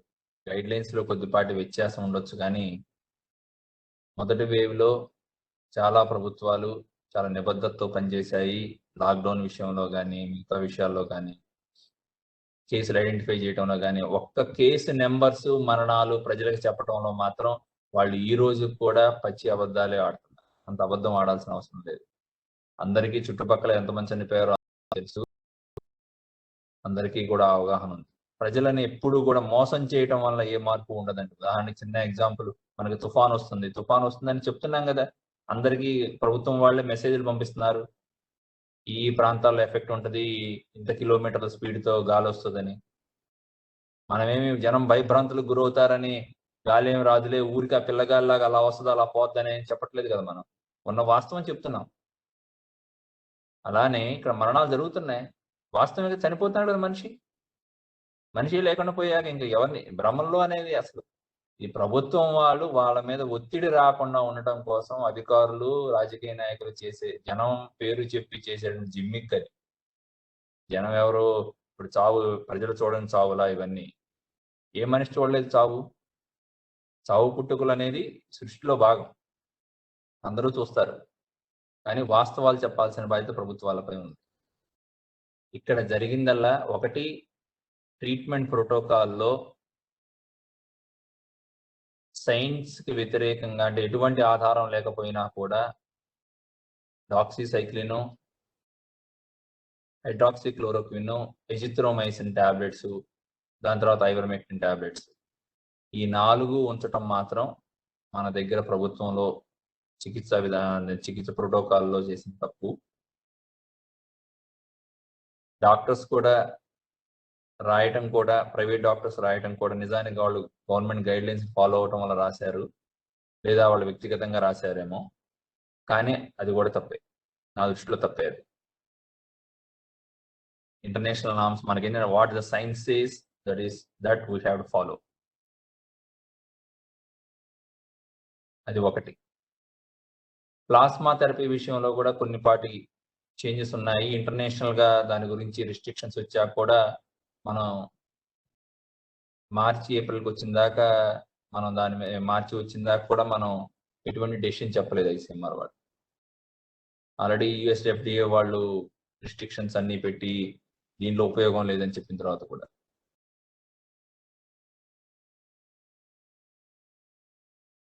అలాగని ఎక్స్టెన్సివ్ గా స్టడీ చేసి డెసిషన్స్ చేశారా అంటే అది కూడా లేదు. ఎక్స్టెన్సివ్ గా స్టడీస్ చేయలేదు. కొన్ని స్టడీస్ చేసిన మాట సీరో సర్వేలెన్స్ స్టడీస్ కానీ మిగతా చేసిన మాట వాస్తవం. ఎయిమ్స్ వాళ్ళు, జిప్మర్ వాళ్ళు చాలా స్టడీస్ చేశారు, పీజీఐ చండీగఢ్ వాళ్ళు కానీ చాలా స్టడీస్ చేశారు. మనం మనస్ఫూర్తిగా వాళ్ళని అభినందించాలి. ఎందుకంటే అక్కడ ఉన్న కేసు లోడ్ చాలా ఎక్కువ ఉంటుంది, వాళ్ళు అంతసేపు పనిచేస్తూ మళ్ళీ స్టడీస్ చేయడం అంత తేలిక కాదండి. యుఎస్ లో వాటిలో చాలా వర్క్ డివిజన్ ఉంటుంది, క్లినికల్ సైడ్ పనిచేసే వాళ్ళకి, రీసెర్చ్ సైడ్ చేసే వాళ్ళకి చాలా వర్క్ డివిజన్ ఉంటుంది. యూకేలో కూడా అలాంటి వర్క్ డివిజన్ ఉంటుంది. వాళ్ళు చేయటం వేరు, భారతదేశంలో వాళ్ళు చేయటం వేరు. ఇక్కడ ఆ వర్క్ డివిజన్ ఏమి ఉండదు, అందరూ అదే చేయాలి. అందరూ just like women, working women ఎలా ఉంటారో, అంటే వర్కింగ్ ఉమెన్ ఇంట్లో పని చేయాలి, ఆఫీసులో పని చేయాలి లాగా ఇక్కడ హాస్పిటల్లో పని చేయాలి, టీచింగ్ తీసుకోవాలి, ప్లస్ రీసెర్చ్ పార్ట్ కూడా చేయాలి. ఇలా 3 భాగాలు చేయాలి ఇక్కడ. కాబట్టి మనం ఎయిమ్స్ వాళ్ళని నేనైతే నా వరకు నేను మనస్ఫూర్తిగా అభినందిస్తున్నాను. దీనిలో రీసెర్చ్ పార్ట్లో చేసిన కంట్రిబ్యూషన్ చేసిన ప్రతి ఒక్కరిని మనస్ఫూర్తిగా అభినందిస్తున్నాను. ఇప్పుడు మొదటి పార్ట్ అయిపోయింది, రెండో పార్ట్లోకి వెళ్తున్నాను. అసత్య ప్రచారం. అసత్య ప్రచారం కొత్త వ్యాధి, దాన్ని మనం అప్పుడే అర్థం చేసుకోవడానికి ప్రయత్నిస్తున్నాము. చికిత్స అనేది స్టాండర్డ్ గా అప్పటికి ఇంకా స్టాండర్డ్ గా లేనప్పుడు చిట్కా వైద్యాలు రావటం, వివిధ రకాల ప్రతిపాదనలు రావటం అనేది సహజం. ఇందులో అసహజం మాత్రం లేదు, సహజం. అది మానవ సహజం, ప్రకృతి సహజం, తప్పేం కాదు. ప్రతి దేశంలో కూడా ఇది జరిగింది. అమెరికా కూడా. అమెరికాలో ట్రంప్ ట్విట్టర్‌లోనే పెట్టారా అలాంటి అసత్య ప్రచారాన్ని. చాలా హాస్యాస్పదం అది. వేరే సొల్యూషన్ తాగితే ఉన్న వైరస్ అంతా చనిపోతుంది. అలాంటి అసత్య ప్రచారాలు ప్రతి ప్రాంతంలోనూ, ప్రతి దేశంలోనూ జరిగాయి. ఇప్పుడు మనకు కూడా మధ్యప్రదేశ్ వాటిల్లో ఇది అంతా కూడా మెడికల్ మాఫియా ఈ ట్రీట్మెంట్ ఇదంతా కూడా చేస్తోంది. అసలు ఇదేం అక్కర్లేదు. ఒట్టి పళ్ళతోనే అంటే మనం ఫ్రూట్స్ తింటేనే ఇవన్నీ పోతాయి అని ప్రచారం చేసిన వాళ్ళు కూడా ఉన్నారు. బాగా ఎక్కువ ప్రచారం, బాగా ఎక్కువ. ఎలాగైతే మన తెలుగు రాష్ట్రాల్లో జరుగుతుందో ఆ ఉధృతిగా ప్రచారం చేసిన వాళ్ళు ఉన్నారు. ఫేస్‌బుక్, యూట్యూబ్‌లో నుంచి వాళ్ళది వాళ్ళ వీడియోస్ అన్నీ కూడా డిలీట్ చేయబడ్డాయి. ప్రభుత్వాలు కొంత ప్రొయాక్టివ్‌గా చేశాయి. ఇప్పుడు ఆంధ్రప్రదేశ్‌లో ఏంటి అంటే సోషల్ మీడియాలో మొట్టమొదటిగా నేను చెప్పాలనుకున్నది ఏంటంటే సోషల్ మీడియాలో దీని యొక్క తత్వం వేరు. సోషల్ మీడియా తత్వమే వేరు. ఎవరికిష్టం ఎవరి ఛానల్ వాళ్ళది. ఎవరికిష్టం వచ్చింది వాళ్ళు పెట్టుకొనుంటారు. అయితే ఇక్కడ చదువుకున్న వాళ్ళే ఎక్కువగా ఈ గాసిప్ వేరే వాళ్ళతో షేర్ చేస్తున్నారు. నమ్ముతున్నారు. చదువుకోని వాళ్ళు ఇంకిత జ్ఞానం ఇంకా బతికుంది. నేను బలంగా నమ్ముతాను. చదువు వల్ల ఈ దేశంలో ఏమన్నా పోయింది అంటే ఇంకిత జ్ఞానమే పోయిందని నేను నమ్ముతాను. ఇట్లా జ్ఞానం మిగతాది ఏమైనా నాలెడ్జ్ వచ్చుండొచ్చు కానీ విజ్డమ్ అయితే రాలేదు.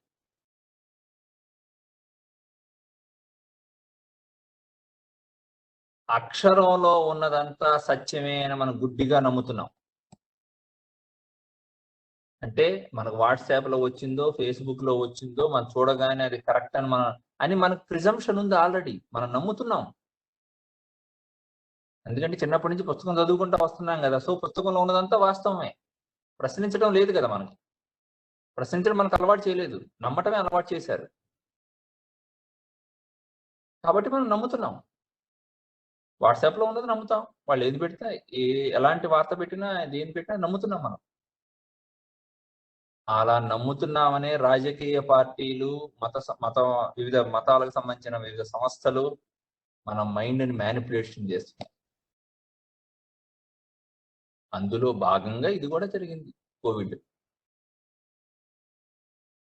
పనిగట్టుకొని చేసిందైతే మాత్రం ఇందులో ఎవరో కొద్దిమంది పనిగట్టుకు చేసిందైతే తక్కువ. కోవిడ్ విషయంలో. గాసిప్పే ఎక్కువ వెళ్ళింది. ఎక్సెప్ట్ కోవాక్సిన్‌కి వ్యతిరేకంగా ఒక రాజకీయ పార్టీ చేసిన ప్రచారం తప్ప, మిగతా విషయాల్లో ఎవరు కూడా పనిగట్టుకొని నేనైతే నమ్మట్లేదు. పనిగట్టుకొని ఒక వర్గం వాళ్ళు చేశారు మిగతా విషయాల్లో. ఒక కోవాక్సిన్ విషయంలోనే రాజకీయ కారణాల వల్ల చేశారు. అది కూడా ఓన్లీ మన ఆంధ్రప్రదేశ్‌లోనే. మిగతా ఎక్కడ దేశం మొత్తంలో మిగతా ఎక్కడ అలా జరగలేదు.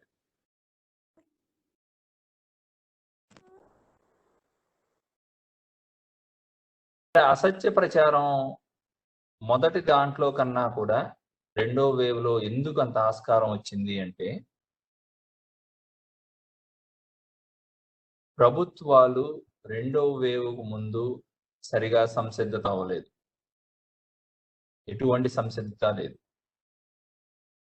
రివ్యూ మీటింగ్ కానీ, వాళ్ళు ఏం చేయాలనుకుంటున్నారని కానీ, ఎలా వస్తదని కానీ, ఎటువంటి ప్లానింగ్ లేదు. పూర్తిగా కేంద్ర ప్రభుత్వం కానీ, రాష్ట్ర ప్రభుత్వం కానీ, వాళ్ళు వాళ్ళ రాజకీయ కారణాల వలనో, మిగతా విషయాల వలనో వాళ్ళు దాంట్లో పడిపోయారు. కనీసం ఆరోగ్య శాఖ గాని, అవి చూస్తున్న అధికారులు కూడా దానిపై దృష్టి సారించలేదు. ప్రిపరేషన్ లేదు. కేసులు ఎక్కువొచ్చాయి.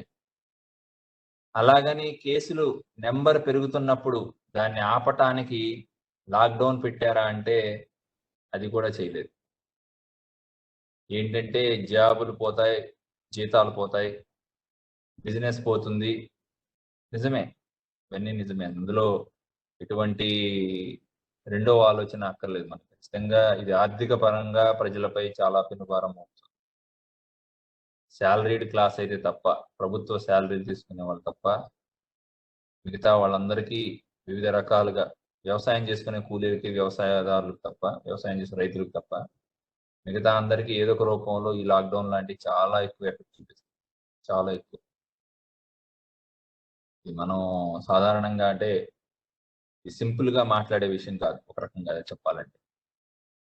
కానీ ప్రభుత్వాలు ధైర్యంగా ముందుకు అడుగు వేసి ఉండాల్సింది. ఎందుకంటే మన ప్రాణాలను కాపాడాల్సిన అవసరం. వాళ్ళ దైనందిన అవసరాల కోసం నిత్యావసరాలను పంపిణీ చేసైనా సరే వాళ్ళ ప్రాణాలను కాపాడటానికి ముందుగానే లాక్‌డౌన్ పెట్టి ఉంచాల్సింది. కనీసం అసలు లోకల్ స్ట్రాటజీ ప్రకారం ఎక్కడ కేసు డిటెక్ట్ అయితే ఆ కేసులో రిస్ట్రిక్షన్ పెట్టడమో, లేక ఆ ఏరియాకి ఆ ప్రాంతానికో, లేతే ఆ గ్రామానికో, లేకపోతే ఆ మండలానికో రిస్ట్రిక్షన్ పెట్టడమో చేసుంటే ఇన్ని మరణాలు సంభవించేవి కాదు. రెండవది మనం అవసరాలకు అనుగుణంగా ఆక్సిజన్ కానీ, మందులు గానీ ప్రొక్యూర్ చేసుకోవడానికి ఒక అవకాశం ఇచ్చుండేది. ఒకవైపేమో మందుల కొరతుంది, ఆక్సిజన్ కొరతుంది. ఇంకోవైపేమో లాక్‌డౌన్ పెట్టలేదు. వ్యాప్తిని ఆపలేదు. వ్యాప్తిని ఆపలేదు. ఆసుపత్రుల్లో సంసిద్ధత లేదు. ఇవి 2 కలగలిసి ఒక్కసారిగా చాలా అంటే జీవితంలో ఇలాంటి పరిస్థితి వస్తుందని నేనెప్పుడు ఊహించలేదు. అమెరికాలో వచ్చింది, ఎక్కడ వచ్చిందని చదివాను. అది మనకు కూడా వస్తుంది అని ఫస్ట్ వేవ్ అప్పుడు అనుకున్నాం గానీ, రెండో వేవ్ అప్పుడు ఆలోచించడానికి కూడా సమయం లేదు. ఎందుకంటే చాలా మంది బాగా కావాల్సిన వాళ్ళు ఎఫెక్ట్ అవ్వటము, చాలా దగ్గర వాళ్ళు ఎఫెక్ట్ అవ్వటము, ఆసుపత్రుల్లో బెడ్స్ దొరకటం బాగా కష్టంగా ఉండటము, చాలా మంది డాక్టర్ మిత్రులు కూడా కుటుంబ సభ్యులకు వచ్చిన వాళ్ళకి బెడ్స్ దొరక్కపోవటం. వీటిల్లో ఉన్నప్పుడు మనిషికి ఆలోచన, ముందు చూపు నశిస్తాయి. ఎవరికైనా పానిక్ సిట్యుయేషన్‌లో ఉన్నప్పుడు చాలా మందికి జరిగేదదే. అధికారులు, నాయకులు, మేధావి వర్గం దాన్ని ముందు చూపుతో దాంట్లో నుంచి ఓవర్‌కమ్ అయ్యి చేయాలి. అది వాళ్ళ బాధ్యత. మేధావి వర్గం కూడా. మనందరికి కూడా ఆ బాధ్యత ఉంది.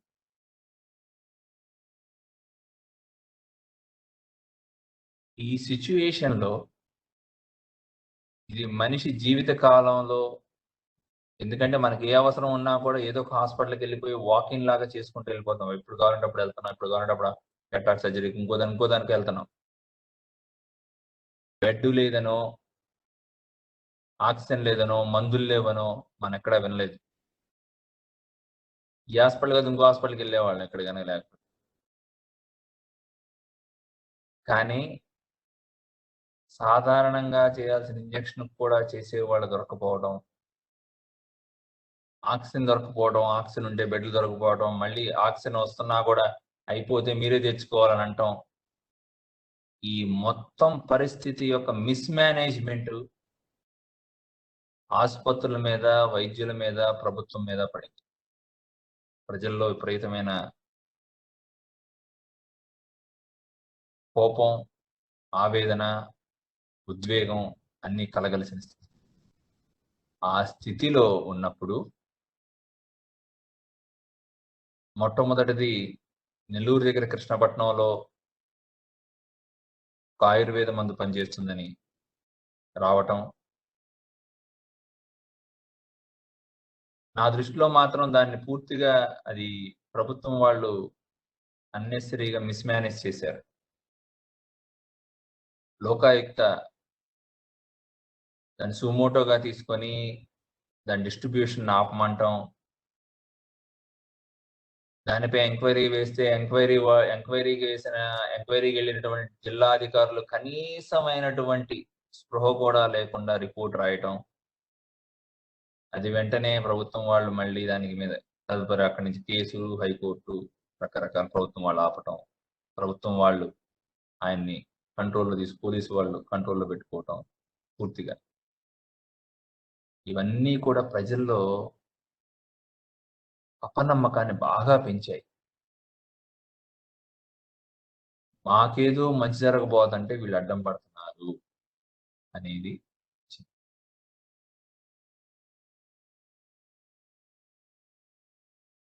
అది బాగా ఎంతగా అంటే అందులోని శాస్త్రీయతను చెప్పటానికి ఎవరన్నా ప్రయత్నించినా చాలా కోపం ప్రజల్లో, ఆ ఉద్వేగం, ఆ ఆక్రోశం అంతా వెళ్ళగక్కారు. అప్పుడున్న మానసిక పరిస్థితి వేరు, ప్రజలున్న మానసిక పరిస్థితి, ఆ భయం వేరు. నిజానికి అప్పుడు వాళ్ళు చేసి ఉండాల్సింది కోవిడ్ రిస్ట్రిక్షన్స్ పెట్టేసి ఎవరికి కావాల్సింది వాళ్ళు తెచ్చుకోండి, వాళ్ళు వాడుకోండి, ఎవరు ఇక్కడికి రావద్దు, కాంగ్రిగేషన్ అవ్వద్దు అని కొద్దిపాటి నియమాలు పెట్టుండి అప్పుడున్న పరిస్థితులు, ప్రజల యొక్క మానసిక పరిస్థితిని మనం అవగాహన చేసుకునే చేయాలి. ఏదైనా చేసుంటే ఇంత దూరం వచ్చిండేది కాదు. ఇంత శాస్త్రీయ వైద్యం మీద ప్రజలలో ఇంత కోపం వచ్చిండేది కాదు. నేను బలంగా నమ్ముతున్నాను. కంప్లీట్ గా మిస్ మేనేజ్ చేశారు. తరువాత ఇప్పుడు కెమికల్ ఇంజనీర్ గారు దానికి ఇప్పుడు రకరకాల భాష్యాలు చెప్తూ, వివిధ రకాలుగా మాట్లాడుతూ, టీవీల్లో చర్చలు, దాంట్లో రకరకాలటువంటి హావభావాలు, ద్వేషం పెంచటము, అవాస్తవాలను పదే పదే పదే వల్లెవేయటము అవి జరుగుతున్నాయి. నేను దాని గురించి డీటెయిల్డ్గా ఒక 4 వ్యాసాల రూపంలో రాశాను. ఏం అబద్ధాలు చెప్పారు, ఏం చెప్తున్నారు, అసలు ఏంటని. ఎలా ఒక మాట అంటే మనం చెప్పిన ఒకదానికి పొంతన లేని ఉంటాయి. వరుసగా వీడియోస్ చూస్తే అస్పష్టత వస్తుంది, దేనికి పొంతన ఉండదు. దీంట్లో మనం ముందుగా గమనించాల్సింది ఏంటంటే,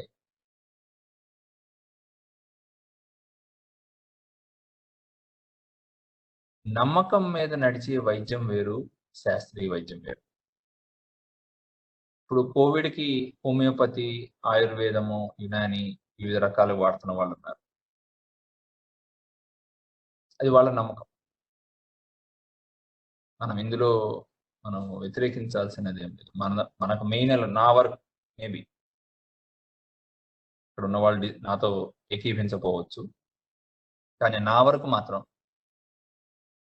వాళ్ళు టీకా వేయించుకొని 2 డోసులు టీకాలు వేయించుకొని మాస్క్ పెట్టుకొని హ్యాండ్ వాష్ చేసుకుంటూ సామాజిక దూరం పాటిస్తే వాళ్ళు నాకు ఈ 4 చేసి తర్వాత రోజు హోమియో మందో, లేకపోతే ఆనందయ్య గారి మందో, లేకపోతే ఇంకొకళ్ళు చెప్పే మెంతులో ఇంకోటో వాళ్ళు తినటం వల్ల నేను వాళ్ళ యొక్క పర్సనల్ లైఫ్లో కానీ వాళ్ళ భావానికి కానీ నేను ఎటువంటి అడ్డం చెప్పను.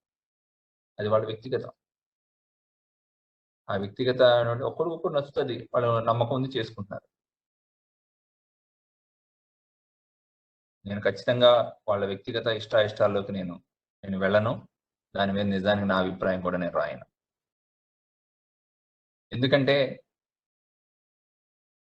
ఏవైతే ఈ వైరస్ ఒక పాండమిక్ నుంచి మనం రక్షిస్తాయో ఆ 4 అస్త్రాలను వాళ్ళు పాటిస్తాయి. 1 వ్యాక్సిన్, 2 డోసులు వ్యాక్సిన్ వేయించుకోవడం, మాస్క్ ధరించడం, హ్యాండ్ వాష్,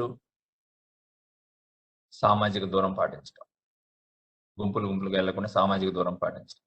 ఈ 4 ఏవైతే వాళ్ళు పాటిస్తారో వాళ్ళు పాటించిన తర్వాత వాళ్ళు మెంతులు తిన్నా, కలోంజి గింజలు తిన్నా, ఆనందయ్య గారు మందు తిన్నా, హోమియో మెడిసిన్ తిన్నా, లేకపోతే ఇంకోటి ఏదో తిన్నా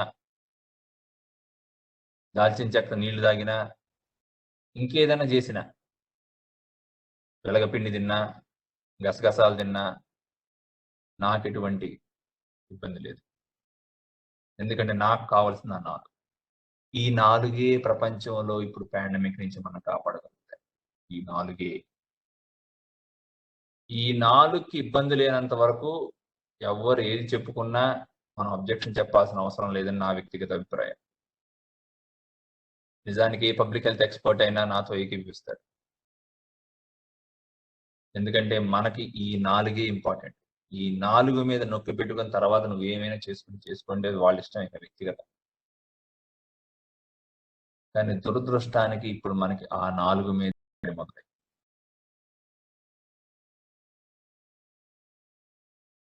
ఆ 4 మీదే అంత భయాందోళనలు, మాస్కులు పనికిరావని చెప్పటం ఎంత ఎంత హాస్యాస్పదమో చెప్తాను వినండి. అసలు మీకు నాకైతే వింటుంటే నవ్వొస్తుంది కొన్నిసార్లు. వైరస్ పార్టికల్ సైజు కూడా అబద్ధం చెప్తున్నారు. ఎవరైనా గూగుల్‌లో ఎక్కడ కొట్టినా తెలుస్తది వైరస్ పార్టికల్ సైజ్. సైజు 60 నుంచి 145 మైక్రాన్లు ఉంటుంది. 60 నుంచి 145. సారీ 60 నుంచి 145 నానో మైక్రాన్స్ ఉంటుంది. అటువంటిది దాని యావరేజ్ 125. దాని యావరేజ్ 125. వాళ్ళ వాదన ఏంటంటే అది 20 ఉంటుందని. 20 ఉంటుందని. వైరస్ ఇంత రేంజ్ ఉండదు. వైరస్ పార్టికల్ ఇంత రేంజ్ ఉండదు. ఏదైనా ఉన్నా కూడా ఒకటి అటు ఇటు ఉంటది అన్నారు. అంటే 19 నుంచి 21 మధ్య ఉంటది వాళ్ళ వాదన. అంటే మీరు పల్లెటూరులో నుంచి వచ్చిన వాళ్ళు ఎవరో ఒకళ్ళు అంటే మామూలుగా ఈవెన్ ఎక్కడి నుంచి వచ్చినా సరే ఒక కంకికి వరి కంకికి ఉండే గింజలే ఒక సైజులో ఉండవు. రకరకాల సైజులు ఉంటాయి. ఒక తల్లికి పుట్టిన బిడ్డలే ఒక ఎత్తు ఒకే లావులో ఉండరు. అటువంటిది కొన్ని బిలియన్స్ అండ్ బిలియన్స్ ఆఫ్ వైరస్‌లు ఒక మైక్రాన్ తేడాతో ఎట్లా ఉంటాయి? బేసిక్ బయాలజీ తెలియకపోవటం. దీనికి బయాలజీ కూడా తెలియక్కర్లేదు. నా దృష్టిలో అయితే పల్లెటూరులో ఉన్న వాళ్ళు ఎవరైనా చెప్తారసలు. పల్లెటూరులో పుట్టిన వాళ్ళు అసలు ఎవరైనా, ఎందుకంటే we are very close to the nature. దైనందినంగా యానిమల్స్‌తో గాని, గేదెలతో గాని, ఆవులతో గాని, లేకపోతే పొలంలో మొక్కలతో గాని, చెట్లతో గాని అనే జీవితం ఉంటది. వ్యవసాయం చేసే వాళ్ళకి, కూలీలకి. దాంట్లో అందరికి తెలిసిది. ఇది ఇందులో సైన్స్ చదవక్కర్లేదు అసలు. బడికి కూడా ఎళ్ళక్కర్లేదు. కానీ మనం నమ్ముతున్నాం. అలాంటి వాళ్ళ మాటలు నమ్ముతున్నాం. దురదృష్టవశాత్తు వాళ్ళు ఒక 20 మైక్రాన్లని చెప్పగానే మనం నమ్మేస్తున్నాం. 20 నానో మైక్రాన్లని చెప్పగానే మనం నమ్మేస్తున్నాం.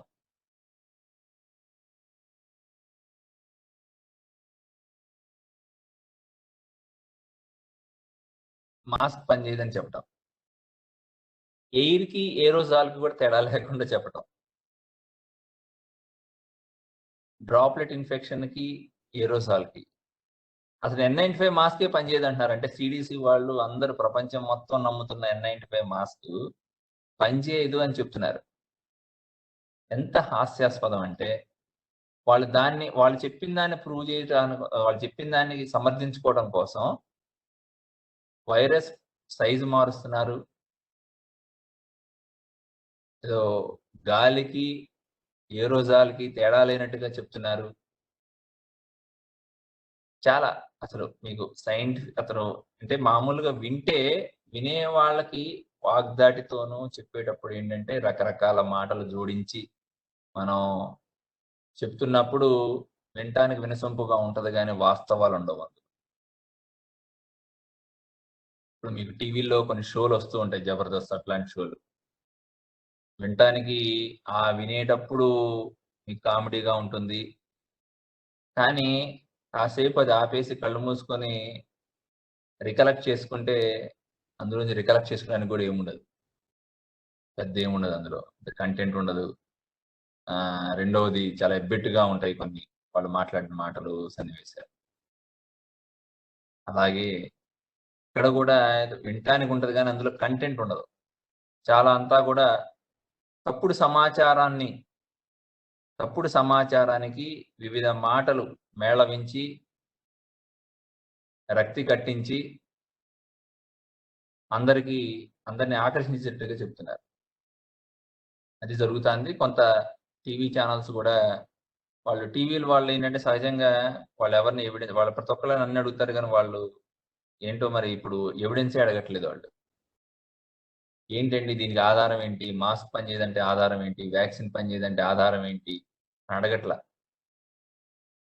ఇప్పుడు ఆనందయ్య గారు మందంటే ఆయన నమ్మకం ఉంది, నా గురువు గారు నా కల్లో కనిపించారు, నాకు ఎట్లా తయారు చేసుకోవాలో చెప్పారు, నేను జనం కోసం చేశానంటే దానికి మనం డిబేట్ చేసేది ఏమి ఉండదు. ఎందుకంటే ఆయన గురువుగారు ఆయన కళ్ళలో కనిపించారు, చెప్పారు అన్నారు. ఇక అదే దానికి ఆధారం. నమ్మకం ఉన్న వాళ్ళు వేసుకుంటారు, నమ్మకం లేని వాళ్ళు వేసుకోరు. అంతే, దట్స్ ఇట్. నన్ను చాలా మంది అడుగుతుంటారు, వాళ్ళు వ్యాక్సిన్ వేసుకున్న వాళ్ళే, వ్యాక్సిన్ 2 డోసులు వేసుకుని కూడా ఆనందయ్య గారు మంది వేసుకుంటామంటే ఇప్పుడు దానికి మేము చెప్పేది ఏముంటుంది, వాళ్ళు మీరే ఆలోచించుకోండి అని చెప్తాను. నేను ఎవరికి అబ్జెక్షన్ నో అని కానీ ఎస్ అని కానీ చెప్పను, ఎందుకంటే అది వాళ్ళ వ్యక్తిగత విషయం, నా వరకు. కానీ కొన్ని డిసీజెస్ ఉన్న వాళ్ళకి కొన్ని రకాల టాబ్లెట్స్ వాడుతున్న వాళ్ళకి మాత్రం నేను ఎవరిని మీరు వాడకండి అని చెప్తాను నా పేషెంట్స్ వరకు.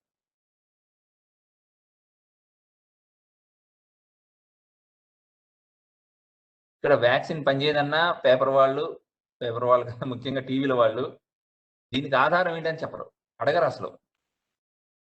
బ్రహ్మం గారు కనుక కాలజ్ఞానం రాసేటప్పుడు ఆయన నోట్లో నుంచి వచ్చినట్టుగా వీళ్ళందరూ అదేదో పూర్తిగా సత్యహరిచంద్రుడు చెప్పినట్టుగా నమ్ముతున్నారు, ప్రశ్నించకుండా నమ్ముతున్నారు. అసలు ఇది ఎలా సాధ్యం?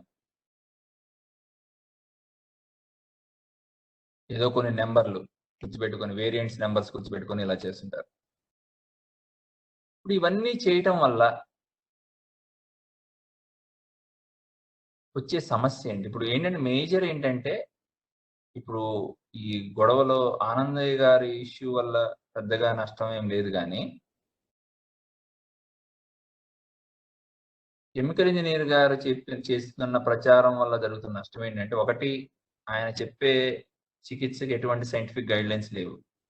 నిజానికి వాళ్ళు వాడేది అంతా కూడా ప్రపంచ ఆరోగ్య సంస్థ రివ్యూలో అవన్నీ కూడా తప్పు, బ్రోమెగ్జిన్ దగ్గుమందు పనిచేయదు అని ఆల్రెడీ 4 స్టడీస్ ఉన్నాయి, 4 స్టడీస్ రివ్యూస్ కూడా ఉన్నాయి. నేను రాసిన వ్యాసంలో పేజీ నెంబర్లతో సహా ఇచ్చాను. కలోంజీ గింజలు కానీ పాకిస్తాన్లో చేశారు, ఆ కలోంజీ గింజల మీద తేనెను కలోంజీ గింజలు కలిపి, దాంట్లో కూడా ఎటువంటి ప్రభావం లేదు. మీకు వాళ్ళు చెప్పేటువంటి గౌట్నీ టాబ్లెట్స్ కానీ, వాళ్ళు చెప్పే చాలా తక్కువ స్టెరాయిడ్స్ కానీ, వాళ్ళు చెప్పేటువంటి ఉల్నిస్టాటిన్ ఇంజెక్షన్ చాలా రేట్ ఎక్కువ అండి. ఉల్నిస్టాటిన్ ఇంజెక్షన్ వాళ్ళు చెప్పే డోస్ అంతా ఇవ్వడానికి కనీసం 42,000 నుంచి 43,000 అవుతుంది. రెమ్డెసివిర్ కన్నా చాలా ఎక్కువ అది. అది ఎక్కడ ప్రూవ్ అవ్వలేదు, అసలు ఎక్కడా లేదు, ప్రపంచంలో ఎవరు వాడట్లేదు, ఎవరు ఏ దేశంలోనూ వాడలేదు, దేనికి వాడలేదు. అది అంటే ఒక హైపోథసిస్ ఏంటంటే అందులో న్యూట్రోఫిల్స్ తగ్గుతాయని ఎవరో అప్పుడున్న హైపోథసిస్. బట్ అది హ్యూమన్ బాడీలో అటువంటి ప్రతిస్పందన ఏమీ లేదు, రోగులకు ఎటువంటి మంచి జరగలేదు. కాబట్టి 2013 నుంచి ఉన్న వివిధ రకాల పేపర్స్ ఉన్నా కూడా ఏ ఒక్క గైడ్ లైన్స్ లో కూడా దాన్ని ఆ ఉల్నిస్టాటిన్ అనే ఇంజెక్షన్ పెట్టలేదు. కానీ వీళ్ళు ఉల్నిస్టాటిన్ చెప్తారు. ఏంటి దీని బేసిస్ ఏంటి? బేసిస్ ఏమి ఉండదు, ఆయన నోట్లో నుంచి వచ్చింది అంతే. ఇక బేసిస్ ఏముంటది? ఏం లేదు. ఎవరు అడగరు, ప్రెస్ వాళ్ళు కూడా అడగరు, ఎవరు శిష్యులేటు అడగరు అనుకోండి, అది తీసేయండి. నమ్మేవాడేటు నమ్ముతుంటాడు, కానీ శిష్యులు అడగరు. మామూలు ప్రెస్ వాళ్ళు మీకేంటి దీనికి బేసిస్ అనేది అడగరు.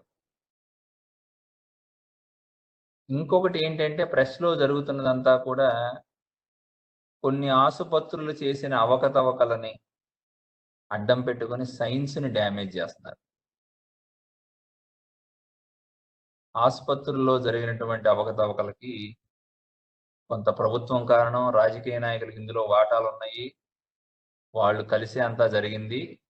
వాళ్ళకేం తెలియకుండా ఏ రాష్ట్రంలోనైనా ఎటువంటి బ్లాక్ మార్కెట్, అది అప్పటి నుంచి అయినా పంచదార బ్లాక్ మార్కెట్ అయినా, బియ్యం బ్లాక్ మార్కెట్ అయినా, మందులు బ్లాక్ మార్కెట్ అయినా, మాదక ద్రవ్యాలు బ్లాక్ మార్కెట్ అయినా, సారాయి బ్లాక్ మార్కెట్ అయినా, ఏ బ్లాక్ మార్కెట్ అయినా రాజకీయ నాయకులది, అధికారుల ప్రోద్బలం లేకుండా జరిగింది భారతదేశ చరిత్రలో లేదు. సాధ్యం కాదది. అయినా దాని నుంచి డైవర్షన్ చేయడం కోసం ఇవన్నీ సృష్టించారు.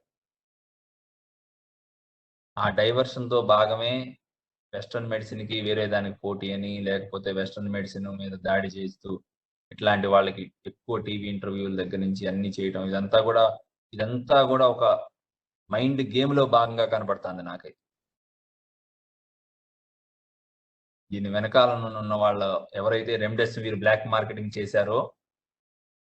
చేయించారో, ఎవరి కనుసన్నల్లో ఇదంతా జరిగిందో, వాళ్ళందరూ ఆడుతున్న బ్లాక్ మార్కెటింగ్ వాళ్ళు ఆడుతున్న మైండ్ గేమ్ లో భాగంగా ప్రజలను డైవర్షన్ చేయడం కోసం ఇవన్నీ చాలా సక్సెస్ఫుల్ గా వాడుతున్నారు వీటన్ని. అందుకని చాలా ఆర్భాటంగా మాట్లాడుతుంటారు. డాక్టర్లు గోతాలు డబ్బులు తీసుకెళ్తున్నారు.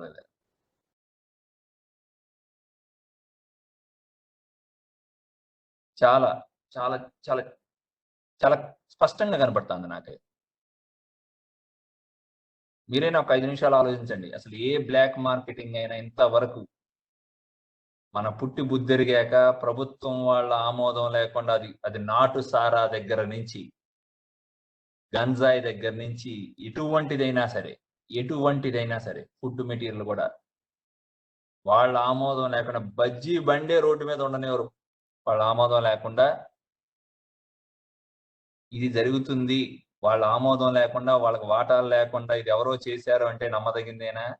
మొత్తం ఏప్రిల్ 2వ వారం నుంచి మొత్తం కూడా రెమ్డెసివిర్ ఇంజెక్షన్స్ వాళ్ళ గుప్పిట్లోనే ఉన్నాయి, అధికారుల గుప్పిట్లోనే ఉన్నాయి. మరి బయటికి ఎలా వెళ్ళినాయి? ఇన్ని లక్షలకి ఎట్లా అమ్మారు? ఎవరు అమ్మిచ్చారు? ఎవరు దీని వెనకాల ఉన్న సూత్రధారులు, పాత్రధారులు? దీనికి డాక్టర్ల పేర్లు వాడి బలిపశువుని చేస్తారు. దానికి పై ఎత్తుగా వైద్య శాస్త్రం మీద నొక్కి పెట్టారు. నేను డాక్టర్లు ఫీజు ఎక్కువ తీసుకోవడము, రూమ్ రెంట్లు ఎక్కువ కలెక్ట్ చేయడము నేను దాన్ని సమర్థించట్లేదు. నేను ఇన్సూరెన్స్ యాక్సెప్ట్ చేయకపోవటము, లేకపోతే ఈహెచ్ఎస్ యాక్సెప్ట్ చేయకపోవటము వాటిని నేనేం సమర్థించట్లేదు. చెయ్యాలి. అది రేట్లు తక్కువ ఉంటే దానికోసం ఫైట్ చేయాలి. నిజానికి వాళ్ళు ఏంటంటే ఒక బ్యాక్ డోర్ మార్గం ఎంచుకున్నారు డబ్బు తీసుకోవడానికి. ఇది ఎక్కడా జరగలేదండి, ఒక్క భారతదేశంలో జరిగింది ఇదంతా. నిజానికి తక్కువ రేటు ఫిక్స్ చేసినప్పుడు కనీసం ఢిల్లీ హైకోర్టు మాట్లాడినంత కూడా ఎవరు మాట్లాడలేదు. ఢిల్లీ హైకోర్టు అసలు ఈ రేట్లతో వీళ్ళు వైద్యం ఎలా చేస్తారని ఢిల్లీ హైకోర్టు మాట్లాడింది మేలో. వీళ్ళు చేయలేరు, వీళ్ళు ఐసీయూలో ఇంత ఖర్చు అవుతుంది, వీళ్ళు మీరు పెట్టిన 18,000కి ఎట్లా చేస్తారని క్వశ్చన్ చేసిన ఢిల్లీ హైకోర్టు. ఆ మాత్రం కూడా ఈ దేశంలో ఉన్న ఒక్కళ్ళు కూడా మాట్లాడలేదు.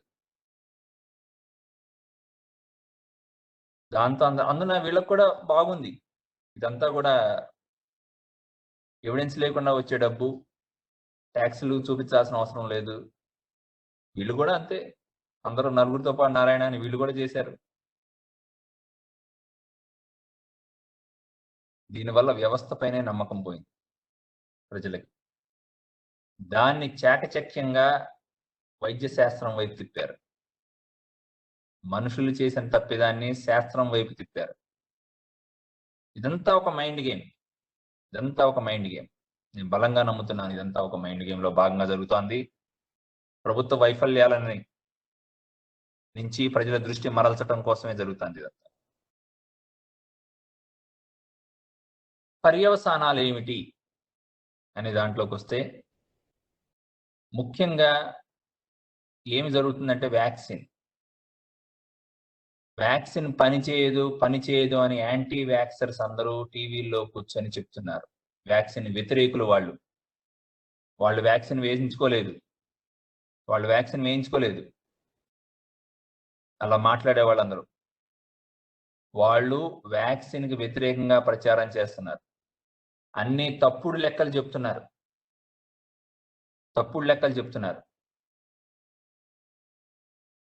ఈ రోజున కూడా యూకేలో డెల్టా వేరియంట్ వచ్చినా, ఎక్కువ మందికి వచ్చినా, వాళ్ళందరూ కూడా వాళ్ళల్లో మెజారిటీ వ్యాక్సిన్ చేయించుకోని వాళ్లే. మీకు చిన్న ఉదాహరణ చెప్తాను. ఈ మీటింగ్ స్టార్ట్ కావడానికి 20 నిమిషాల ముందు ఒక మిత్రుడు నాకు ఆంధ్రజ్యోతిలోని కటింగ్ పెట్టారు. నేను అడిగాను, ఆంధ్రజ్యోతిలోది బ్రిటన్‌లో ఎక్కువ మందికి వచ్చిందనేది పెట్టారు, బానే ఉంది. అదే ఆంధ్రజ్యోతి పేపర్‌లో మీరు కట్ చేసినటువంటి పీస్‌కి కింద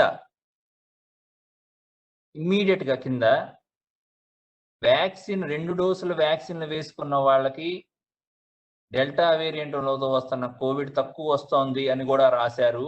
అదెందుకు పెట్టలేదు అని. మీరు గమనించండి అసలు ఇక్కడ ఏ లెవెల్‌లో జరుగుతోందో. పత్రికల వాళ్ళు రాసినా కూడా సామాజిక మాధ్యమాలలో వాళ్ళకి కావలసిన పాయింట్ వరకే ఈ యాంటీ వ్యాక్సర్స్ పనిచేస్తున్నారు. వాళ్ళు ప్రచారం చేస్తున్నారు. వ్యాక్సిన్ వ్యతిరేకులు. వ్యాక్సిన్ లేకుండా ఇది అవ్వటం అంటే ఖచ్చితంగా చాలా ఎక్కువ మంది చనిపోతారు. ఇంకా ఇలాంటి వేవులు చాలా వస్తాయి. జపానే ఎగ్జాంపుల్. మీకు వేరే దేశం జపాన్ మనకన్నా చాలా అభివృద్ధి చెందిన దేశం. జపాన్ డాక్టర్స్ మనకన్నా చాలా స్కిల్‌ఫుల్. ఎస్పెషల్లీ కొన్ని స్కోపీల విషయంలో గాని, సర్జరీల విషయంలో గాని, క్యాన్సర్ పికప్ చేయటంలో గాని, క్యాన్సర్ సర్జరీస్‌లో గాని వాళ్ళు చక్కగా మనకన్నా చాలా నైపుణ్యం ఉంది. ఎందుకంటే వాళ్ళకక్కడ మాలిగ్నెన్సీస్ ఆటం బాంబ్ పట్టడం వల్ల మాలిగ్నెన్సీస్ ఎక్కువ. అక్కడ వ్యాక్సిన్ పర్సెంటేజ్ 4.4 అండి. అందుకని ఇప్పుడు అక్కడ ఫోర్త్ వేవ్ నడుస్తుంది. వాళ్ళకి ఫిఫ్త్ వస్తది, ఐదో వేవ్ వచ్చింది, ఆరో వేవ్ వచ్చింది, ఏడో వేవ్ వచ్చింది, ఎన్ని వేవ్‌లైనా వస్తాయి వాళ్ళకి. అందరూ ఎఫెక్ట్ అయిన దాకా ఆ వేవ్‌లు వస్తాయి. అందరూ ఎఫెక్ట్ అయిన దాకా. ఎందుకంటే వ్యాక్సినేషన్ 4.4% ఇప్పటికి కూడా వాళ్ళకి. ఇది గడిచిన మే చివరిలో స్టాటిస్టిక్స్ అండి. అంటే ఒక 20 రోజుల క్రితం స్టాటిస్టిక్స్. 4.4% మాత్రమే. దీని వల్లనే అక్కడ ఫోర్త్ వేవ్ వచ్చింది. ఇంకా వస్తాయి. కానీ మీకు యూకేలో వస్తున్నది పాపులేషన్ గాని, పర్సెంటేజ్ ఆఫ్ పీపుల్ గాని ఎఫెక్ట్ అవుతున్న వాళ్ళు గాని మీరు చూడండి. వ్యాక్సినేషన్ ఎక్కువ జరిగిన దేశాల్లో ఒకవేళ వైరస్ వచ్చినా చాలా తక్కువ లక్షణాలతో వాళ్ళు బయటపడుతున్నారు. ఎటువంటి కాంప్లికేషన్ లేకుండా. మరణాల సంఖ్య కూడా చాలా తక్కువ. హాస్పిటలైజేషన్ రిక్వైర్మెంట్ కూడా తక్కువ. అదే వ్యాక్సిన్ చేయించుకోని దేశాల్లో ఇది చాలా ఎక్కువగా ఉంది. వీళ్ళు చేసేటటువంటి దుష్ప్రచారం వలన, అసత్య ప్రచారం వలన, అబద్ధ ప్రచారం వలన, అర్ధసత్యాల ప్రచారం వలన, బుద్ధిపూర్వకంగా చేసేటటువంటి ఈ పనుల వలన ఇది వ్యాక్సినేషన్ మీద పడుతుంది. వ్యాక్సినేషను మనం ఇంటికెళ్ళి వాళ్ళని పనుకోబెట్టి బలవంతంగా మనం కూర్చోం. వాళ్ళు స్వచ్ఛందంగా రావాలి. వచ్చి పొడిపించుకోవాలి. కొంచెం నొప్పి ఉంటది. పొడిపించుకోవాలి. ఇది ఖచ్చితంగా స్వచ్ఛందంగా ప్రజల ముందుకొస్తేనే జరుగుతది. ప్రజలు స్వచ్ఛందంగా ముందుకు రావాలి అంటే దాని మీద అపోహలు ఉండకూడదు. వీళ్ళు అపోహలు సృష్టిస్తున్నారు. కొద్దిమంది అంటున్నారు వాళ్ళది మిడిమిడి జ్ఞానంతో మాట్లాడుతున్నారు. నాకైతే అది మిడిమిడి జ్ఞానం కాదు. వాళ్ళు బుద్ధిపూర్వకంగా అబద్ధం చెప్తున్నారని నేను నమ్ముతున్నా. మిడిమిడి జ్ఞానంతో చెప్పేవాళ్ళు ఒక రకంగా ఉంటారు. బుద్ధిపూర్వకంగా అబద్ధం చెప్పేవాళ్ళు ఒక రకంగా ఉంటారు.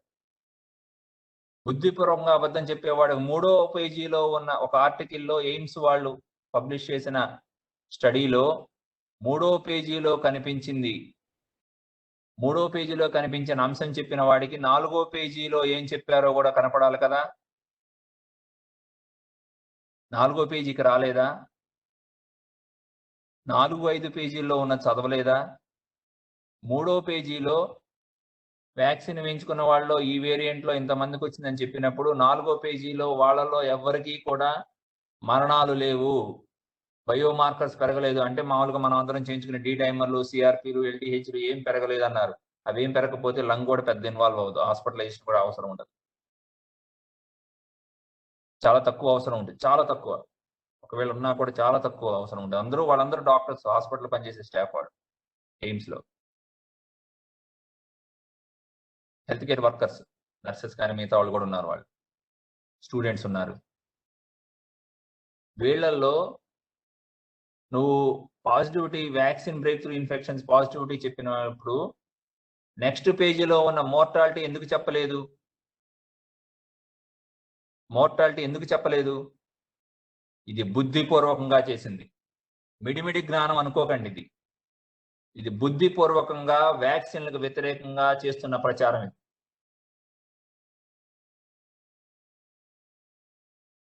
ఒకటే. రెండవది, చికిత్స విషయంలో ఏమవుతుందంటే రిపీటెడ్ గా డాక్టర్స్ ని తిడుతూ పోవటం వల్ల డాక్టర్ కి పేషెంట్ మధ్య ఉండాల్సిన నమ్మకం అనేది ఉండట్లేదు. నిజంగా శాస్త్రీయంగా పలానా ఇంజెక్షన్ పనిచేయదు అని కనుక డేటా ఉంటే ఆ డేటాను పట్టుకొని చూపించవచ్చు. వరల్డ్ ఆర్గనైజేషన్ వాళ్ళ రెమ్డెసివిర్ ఇంజెక్షన్ మీద ఇచ్చిన దాంట్లో ఎలాంటి లాజిక్ ఉందో, ఏ లాజిక్ ఉందో, మన వాళ్ళు మొన్నటిదాకా ఐవర్మెక్టిన్, డాక్సైక్లిన్లు తక్కువ రేట్ అని గైడ్ లైన్స్ లో పెడతాంలో కూడా అదే లాజిక్, డబ్బులే లాజిక్ అక్కడ. నేను మీకు ఆల్రెడీ చెప్పాను, నిజంగా అసలేం పని చేయకపోతే మిగతా స్టడీస్ అన్ని పక్కన పెట్టండి. మనం అందులో స్టాటిస్టికల్ గా చాలా మాట్లాడుకోవాల్సి ఉన్నాయి. వాళ్ళు 6 స్టడీస్ రివ్యూ చేసింది కూడా ఉంది. నేను దాంట్లోకి వెళ్ళి నేను చెప్పట్లేదు, ఎందుకంటే అందులో మోర్టాలిటీ బెనిఫిట్ కూడా ఉందని 27వ తారీఖు వచ్చిన వాళ్ళ రివ్యూలో ఉంది. But they have written as low certainty అని రాశారు మళ్ళీ కింద. ఒక సింపుల్ లాజిక్ చెప్తాను. అన్ని దేశాలు ప్రభుత్వ రంగంలోనే ఆరోగ్యం, అంత వైద్యం, అంత ఆసుపత్రులు ఉన్న దేశాలన్నీ కూడా వాడుతున్నాయి. ఎందుకు వాడుతున్నాయి? పని చేయకపోతే ఎందుకు వాడుతున్నాయి? స్వీడన్ లో కూడా ఎందుకు వాడుతున్నారు? ఆంధ్రప్రదేశ్లోనో, తెలంగాణలోనో, ఈ తెలుగు రాష్ట్రాల్లోనో, లేకపోతే భారతదేశంలోనో డాక్టర్లు డబ్బు కాంక్షో, ఆసుపత్రులు డబ్బు కాంక్షో, రాజకీయ నాయకులు డబ్బు కాంక్షో ఉందనుకుందాం. వాళ్ళు చెప్పే ఎలిగేషన్ అంతా వాస్తవం అని నమ్ముదాం. వాదన కోసం వాళ్ళు చెప్పేదంతా వాస్తవం అని నమ్ముదాం కొద్దిసేపు. కెనడాలో ఏమైంది? ఇంగ్లాండ్లో ఏంటి? ఆస్ట్రేలియాలో ఏంటి? న్యూజిలాండ్లో ఏంటి? స్వీడన్లో ఏంటి? అమెరికాలో ఏంటి? అక్కడేంటి? అక్కడ కూడా ఇదేనా?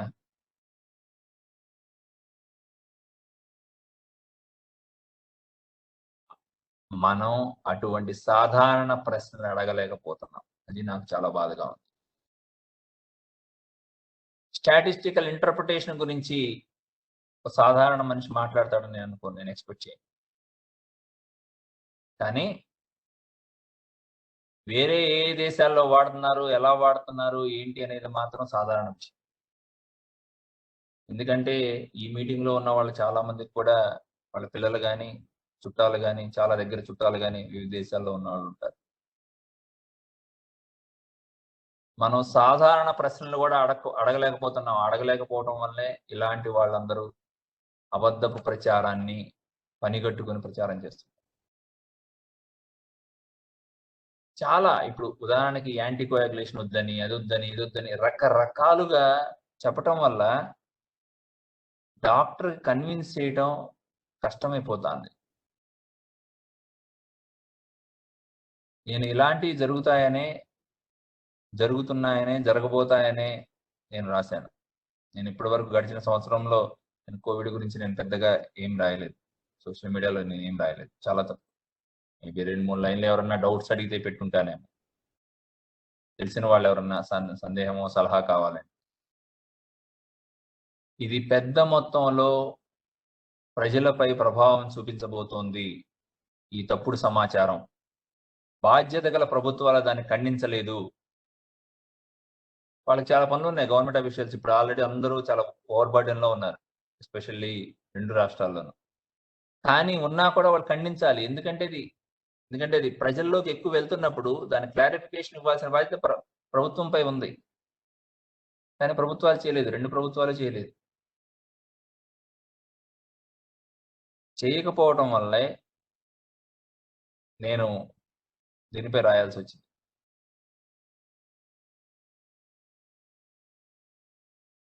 ముఖ్యంగా వ్యాక్సిన్ ముఖ్యంగా చూడండి, ఒకటి వ్యాక్సిన్, రెండవది ట్రీట్మెంట్లో ఇంటర్నేషనల్ ప్రోటోకాల్ ఫాలో అవుతున్నామా లేదా అనేది.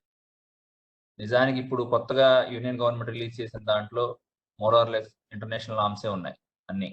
వాళ్ళు పాత డ్రగ్స్ కూడా అన్ని ఓరల్ యాంటీబయాటిక్స్ అని తీసేశారు, ఇంటర్నేషనల్ నామ్సే ఉన్నాయి. దానికి స్టిక్ ఆన్ అవ్వండి. ఇంకొకటి, ఎర్లీ హాస్పిటలైజేషన్ చాలా ఎక్కువ మంది ప్రాణాలను కాపాడుతుందండి. రిస్క్ స్ట్రాటిఫికేషన్ లో అంతకుముందు ఫస్ట్ వేవ్ లో 65 సంవత్సరాల పైన వాళ్ళని ఎర్లీ హాస్పిటలైజేషన్ కి ఎంకరేజ్ చేశారు. దురదృష్టం ఏమైందంటే దీంట్లో సెకండ్ వేవ్ లో యంగ్ పీపుల్ కి వస్తున్నప్పుడు ఒక కొత్త రిస్క్ స్ట్రాటిఫికేషన్ చేయడంలో మనం ఫెయిల్ అయ్యాం. కానీ కేరళ వాళ్ళు 5 రోజులు దాటి సిమ్టమ్స్ ఉన్న వాళ్ళందరినీ హాస్పిటలైజ్ అవ్వమని ఎంకరేజ్ చేశారు బాగా కేరళ వాళ్ళు. అలా ఏ స్టేట్కి ఆ స్టేట్ కాదు, అసలు అది నేషన్ వైడ్ గా జరగాల్సింది ఆ రిస్క్ స్ట్రాటిఫికేషన్. అది చేయడంలో మాత్రం మనం సైంటిఫిక్ కమ్యూనిటీ ఫెయిల్ అయింది. డాక్టర్స్ ఫెయిల్ అయ్యారు, the whole scientific community fail అయింది అది రిస్క్ స్ట్రాటిఫికేషన్ డ్రా చేయడంలో. కమ్యూనిటీలో ఆ కోపం రావడానికి కూడా ఇది కూడా వన్ ఆఫ్ ద రీజన్. ఎందుకంటే యంగ్ పీపుల్, మనమేమో హాస్పిటలైజేషన్ 65 సంవత్సరాలు దాటిన వాళ్ళు, షుగర్ బీపీ ఉన్న వాళ్ళు అలా చెప్పుకుంటూ వెళ్తున్నారు.